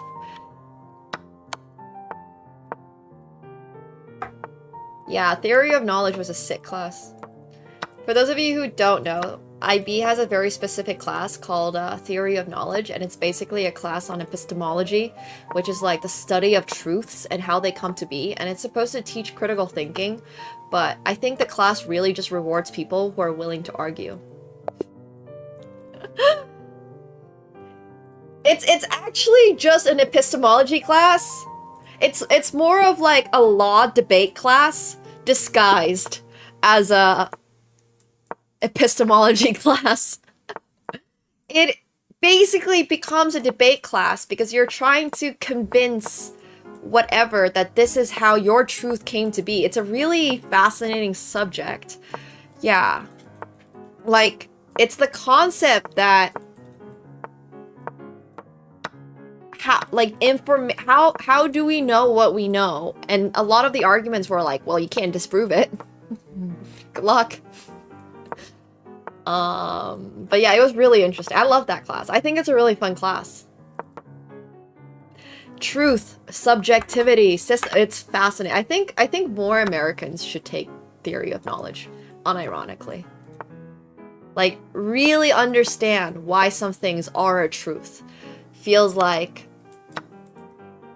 it's missing from society currently. I think more people should understand that there is subjective truth, but there is also very much objective truth. Like, vaccines, 99% of the time, are helpful, for example. That is an objective truth. Or like, you should... Anyways, it's all that stuff. That should go be the TOK argument. I like it. I think someone has probably done that in TOK.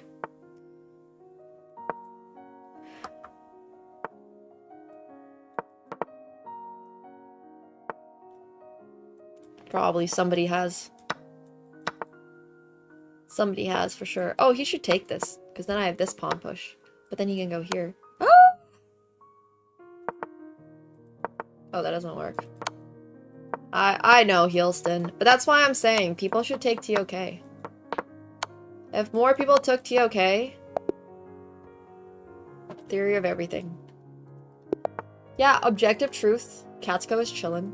Exactly.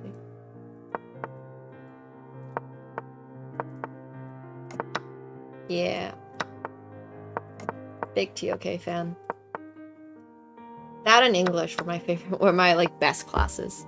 I don't know about favorite. Geography was one of my other good classes and stuff like that.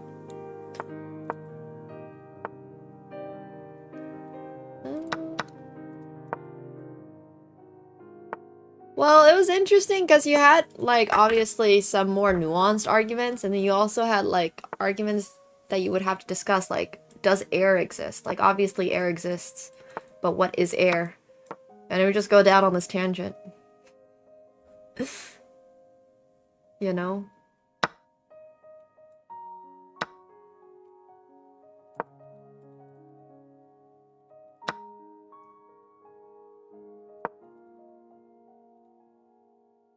Does knowledge exist? Yeah. Asking the hard questions.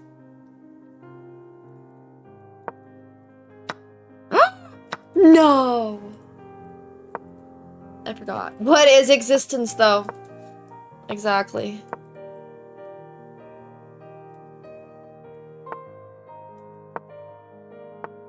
We're definitely in a simulation, man. Is water wet?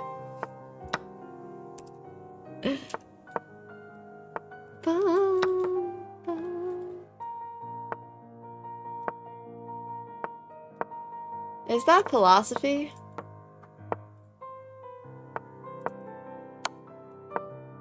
Oh yeah, justify true belief systems. Oh my god, this is giving me so many flashbacks to TOK. High school, man. What a time to be alive.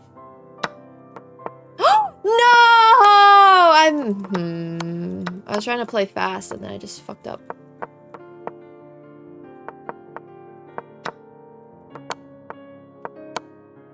Yes! Narrowly escaping checkmate! Flagging my opponent.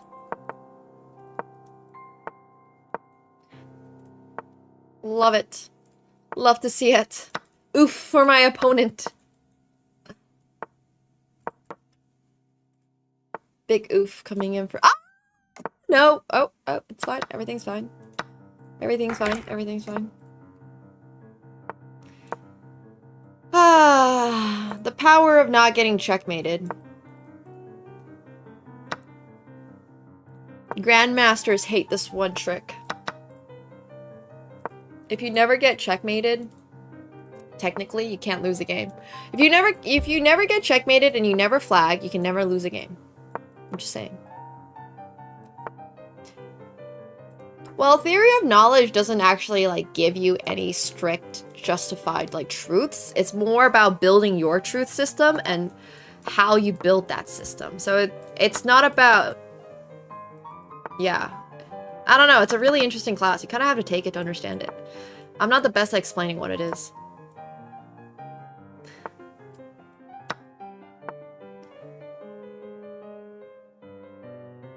Rough. That's rough.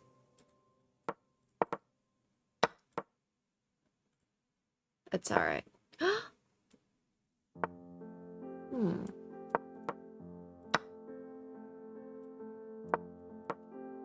Does checkmate even exist, though? Good question.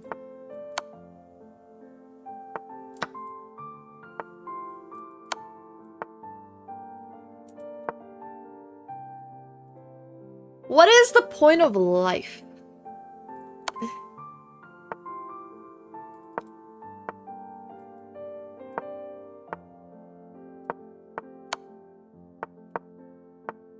Oh no. Oh no! He knew what I was gonna do. That's crazy. Crazy stuff, bro. Point! 2 seconds on the clock! Let's go! Why does anything in life need to have a point? It's true. What is the point of life?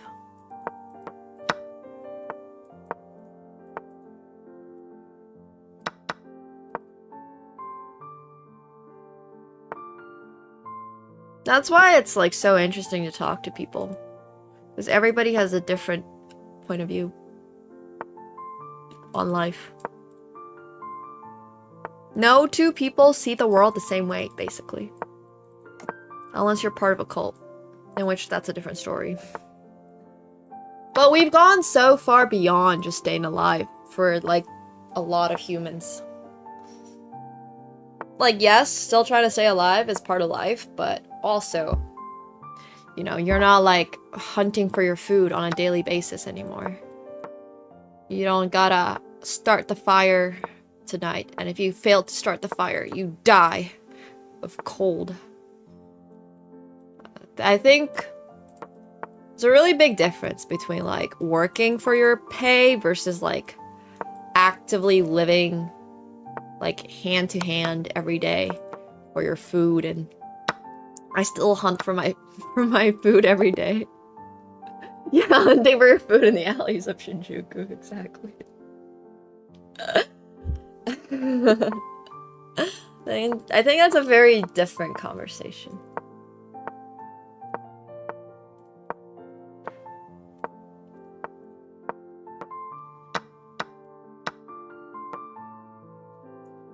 What is the purpose of living once we have gone beyond? I don't even know how we started on this conversation. This all started because I said I wanted to build the Death Star as like a 9-year-old. If I could choose to do anything in life and not have to worry about consequences, I would work on building the Death Star, okay? Like, I'm just making that really clear right now. I don't care about much, but the Death Star, that's what I would work towards. Unfortunately, apparently, according to general relativity, you're not able to get a thingamajig of that size up into space right this second, which is why I was really curious. This is why I wanted to study physics as a kid. So yeah. I was really obsessed with Star Wars, okay? Like, really obsessed. Yeah, if I live forever, I'll definitely... If I became, like, a quadrillionaire, you would see signs. I mean, I was gonna worry about the usage of the Death Star once we cross the initial, like, how we build it first. It's like Frankenstein. Has anyone here watched the recent Frankenstein movie? Or like, if you know the concept of Frankenstein, it's the same thing. It's just the concept that, like, sure, you build it now, you have a Frankenstein, now what do you do?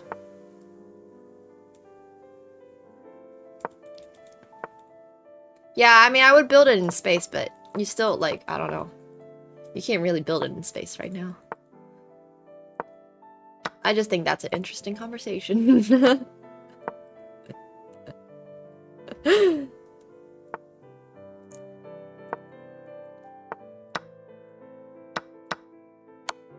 The most recent Frankenstein?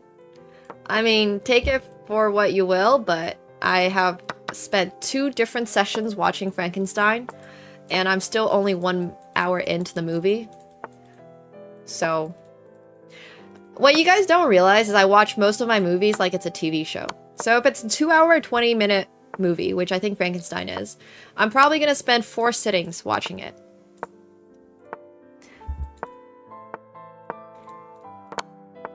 I think the costume design is really good.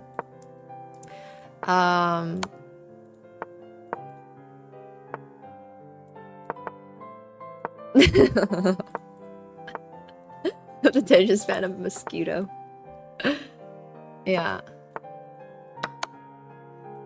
I think the costume design is really good. I don't know. It feels very CGI so far. I know it's Guillermo del Toro. I love him. I love his work. I love one of his Netflix series, which was just like all horror shorts, basically. Like all like 30-minute horror concepts, and those were insanely good. So I like him a lot as a director. I'm not a huge fan of where cinematography has gone. I understand it's a lot cheaper to do everything with CGI and like have no real set props or anything anymore. It just feels overly CGI to me. Like, I just don't enjoy the cinematics. I don't know. Maybe I'm a little too harsh. I'd be curious to hear what you guys think. For me, everything looks like it's just glossy. It's missing that... I don't even know what era it was. Industrial. It's missing that industrial era vibe of Frankenstein. Everything feels like, yeah, like it's just, we're losing real. It lacks, it just doesn't look real. That's really my biggest criticism of the new Frankenstein. Nothing looks real. Not even the ice. Not even the boat at the starting scene. It needs more dirt. It literally needs more dirt. But as a concept, I think the movie is fine. Has a great cast. A really good cast. They probably blew their budget on cast and had no budget on, you know, the other stuff. So I get it. You think it's temporary? I hope so. I hope it's temporary. I really miss... I love looking at the set design for like Star Wars and stuff. Like the old ones, because they were making miniatures basically for everything, and they had to use like all these insane like camera tricks to get it to work, and I thought that was fascinating. Yeah, but I think you're talking about a different Frankenstein. I'm talking about the current Frankenstein.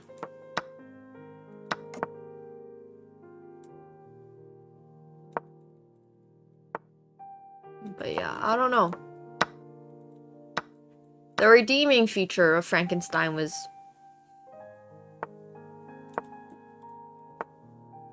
the costuming. The costuming was really good. That appears to be my redeeming feature for most movies, though, so. I'm a really big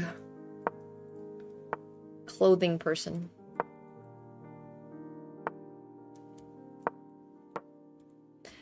I'm also not a huge Chainsaw Man person. I have a friend who really loves Chainsaw Man, but I could never really get into it. Yeah, the sets and costumes were so good. But the problem with the sets, once again, is the CGI-ness of it. It just doesn't look real. It looks more like a video game. Also, everybody was like raving about Mia Goth's character. I don't know. I don't like it that much. But hey, maybe I'm just not the target audience and it's fine. I also didn't like Pluribus very much. So, maybe I'm just picky. Maybe the problem is me. Maybe I'm the issue.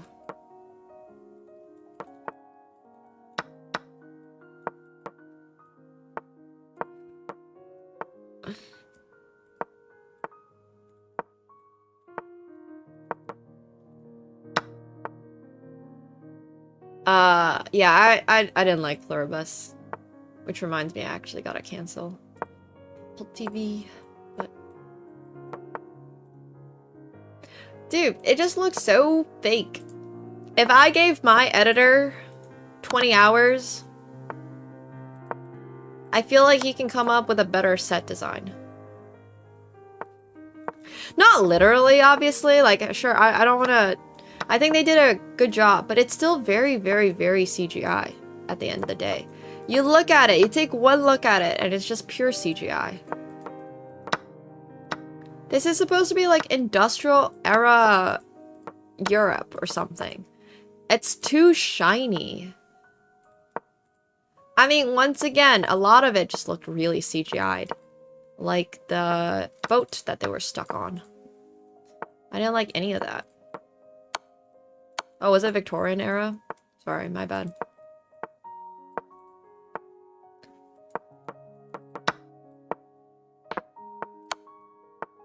I mean, my personal best movie is very different from, like, what I guess I would say is objectively the best movie. Because I personally really like The Phantom Menace and Revenge of the Sith, but I guess a more objective best movie would be Inception. My favorite series? Don't really have one. Anime? Don't really have one. Ah, Hunter x Hunter. But I like manga more than anime. No, I've never seen Nosferatu. That's the one with Lily Rose Depp, yeah. I know. I thought that too. I thought the Cabinet of Curiosities or whatever was so insanely good, and then hello, welcome guys. Hello. Hope you are all doing well. We're currently having a conversation about how the newest Frankenstein is perhaps a little oversaturated with CGI. If anyone has watched it. Thank you. Oh, you're in Bratislava? Ooh, that's Lithuania, right? Enjoy. I hope you're winning. The notion of an objectively best movie, first of all, has to have a great concept. Which Frankenstein has a great concept, but it's been like done so many times that at this point I don't even know. And then it needs really good actors, because actors and actresses make up a lot of a movie. It's hard to have a good movie, a great movie, without good acting. And then thirdly, I think it needs to have a believable set. The world that they are in, Slovakia, sorry, my bad, I apologize. Sorry. They moved. Bratislava. I apologize. So yeah. I haven't watched Dracula. I've never watched The Old Mummy or Dracula. Well, that was a checkmate. Nice. Objectively great. My personal preference is less CGI. Oh, good directing is also obviously really, really important. Having a truly exceptional director. But see, this is where my issue is. Guillermo del Toro is one of my favorite directors. I don't know that many, but of the ones that I do know, he's definitely up there on my list of favorite directors. Now, he usually has a very distinctive art style. It's like Tim Burton. I love Tim Burton's work because every time you see Tim Burton on the screen, you know what a Tim Burton movie is going to look like. Right? Like, you just know they're gonna be kind of corpsey and they're gonna be kind of like big-eyed and all that kind of stuff. And you just know. This one did not give me Guillermo del Toro. I don't know what happened. I don't know. Like, they gave him great actors, great actress, gave him great costume, but like the set just didn't scream Guillermo.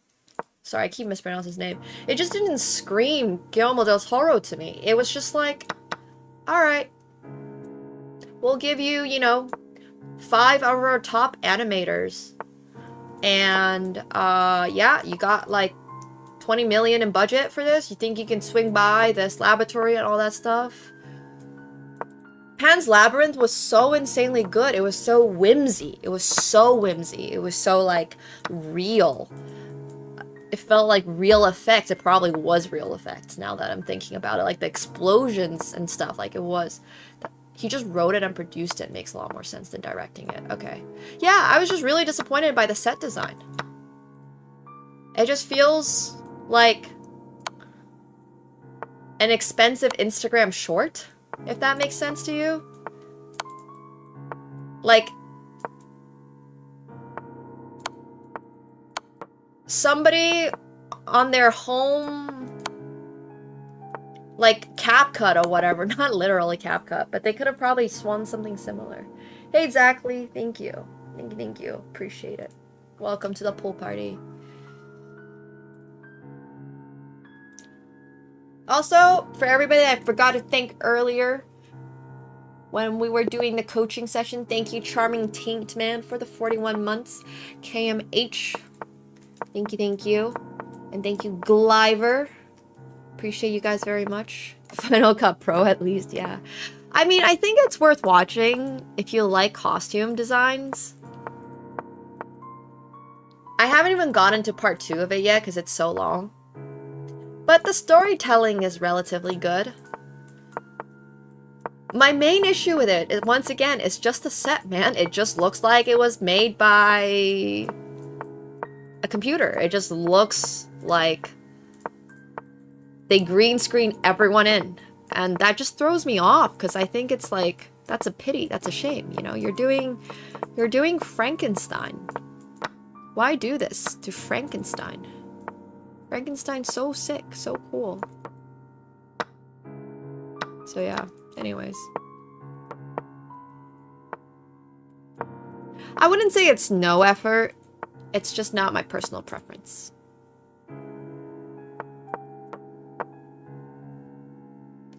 Yeah. But I also don't want to, if this is like someone's dream movie to watch for 2025, I don't want to be the one to dash your dreams and hopes. Go watch it and let me know what you think. It's not even that the prompt wasn't detailed enough. The prompt's totally fine. Like, the set looks, it's like fine. It just, if you look at it, it literally looks like a video game. Like, literally go watch the movie. It looks like a video game. I'm glad that my sacrifices worked, because bro was just shuffling pieces and I thought I was going to get flagged because I was playing so slow, but I literally just threw all my pieces at him and went for the attack. See, this is why when your opponent is just doing absolutely nothing, this is actually not the best way to play chess. This is what I do in Bullet, because like I can't stand people that just shuffle pieces in Bullet. This is a PvP game. If you wanted to play a PvE game, you know, you can go play a PvE game. I had a League player recently tell me that, like, the reason they like to play they get really frustrated when people in their League games don't fight because League is a PvP game. And I was like, huh, I never really thought about it that way. But yeah, I'm now starting to realize I get really annoyed too when people don't want to fight in chess. Like, it's a PvP game. If you wanted to idle about, go play like Stardew Valley or something. Sorry. I know Stardew Valley can get heated as well. It's watchable, mediocre. Yeah. Yeah, I agree with that. I wish Guillermo del Toro actually got to direct it or something. I don't know. But it's so true. I hate people that go for draws or play really boring openings and just like chill and idle and are like, you know, they're okay with a draw or something. I understand that sometimes that is objectively the best way to play the game because, let's say you're playing as Magnus Carlsen, you're not going to win. So therefore, you play a really, like, safe draw-ish opening in hopes of getting a draw. But, like, bro, it's a PvP game. It's so true. It's so true. But people do. Have you watched... Okay. Have you watched T1 play League of Legends? Like... the current world champions in League, have you watched them play? 95% of the time, they're just like shuffling about on the board and waiting for a team fight. I'm not saying this is a bad thing. That is the objective best way for their team to play League of Legends. I get it. But like, my silver teammates cannot execute that team fight. So please go fight. That's what I'm saying. Like, it's fine if your team can actually execute on something like that, but so many people can't execute on things like that. And then they just like slowly die out. And I think the slowly dying out part is what bothers me the most, because like you're just resigning yourself to a slow death. Why do that to yourself, you know? Like literally just go play the game. I run it down mid. I would so much rather run it down mid than lose a slow 45-minute death. Like, I would rather be 0-10 on Irelia and, like, at least have had, like, played the game rather than lose in 45 minutes because we did nothing and we got outscaled by the enemy team. Like, do you not agree with this? Like, give yourself a chance, bro. Sometimes, of course, giving yourself a chance means not inting, which is fine. But I just think that so many people in, like... I think being aggressive is usually a good thing, is what I'm trying to say. And it also makes the game a lot more interesting. Like, if you feel like chess is boring, probably means you're not playing it aggressive enough. I mean, it's a different story, because chess is obviously a very different game. So, yeah.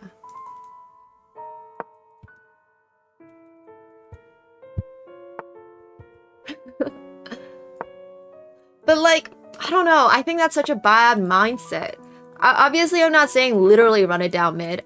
I would just say, like, I think I would appreciate it more if somebody tried doing too much in a game rather than do nothing at all, is what I'm saying. I would rather my team lost because somebody, like, took that 1v1 that they had, like, a pretty good chance of winning at level 2 or whatever, because they could have gotten the team ahead rather than have done absolutely nothing for the whole game and chilled.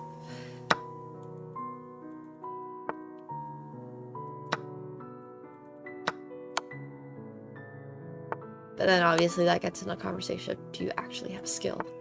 Different conversation. I love ARAMs. Ah, bring ranked ARAMs. Ranked ARAMs, please. Give me ranked ARAMs. Dude, there would be so many competitive ranked ARAMers.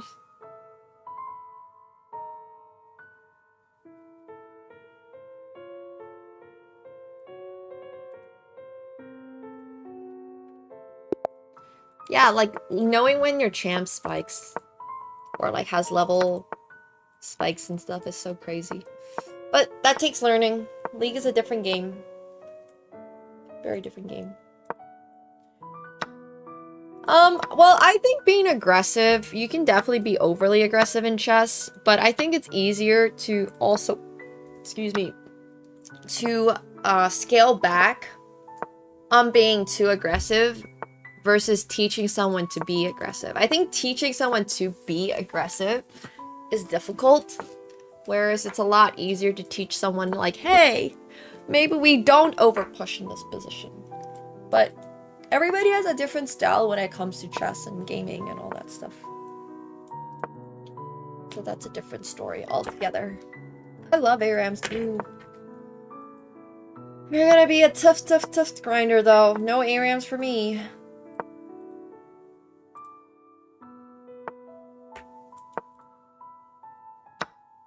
Whoa, that's a free queen.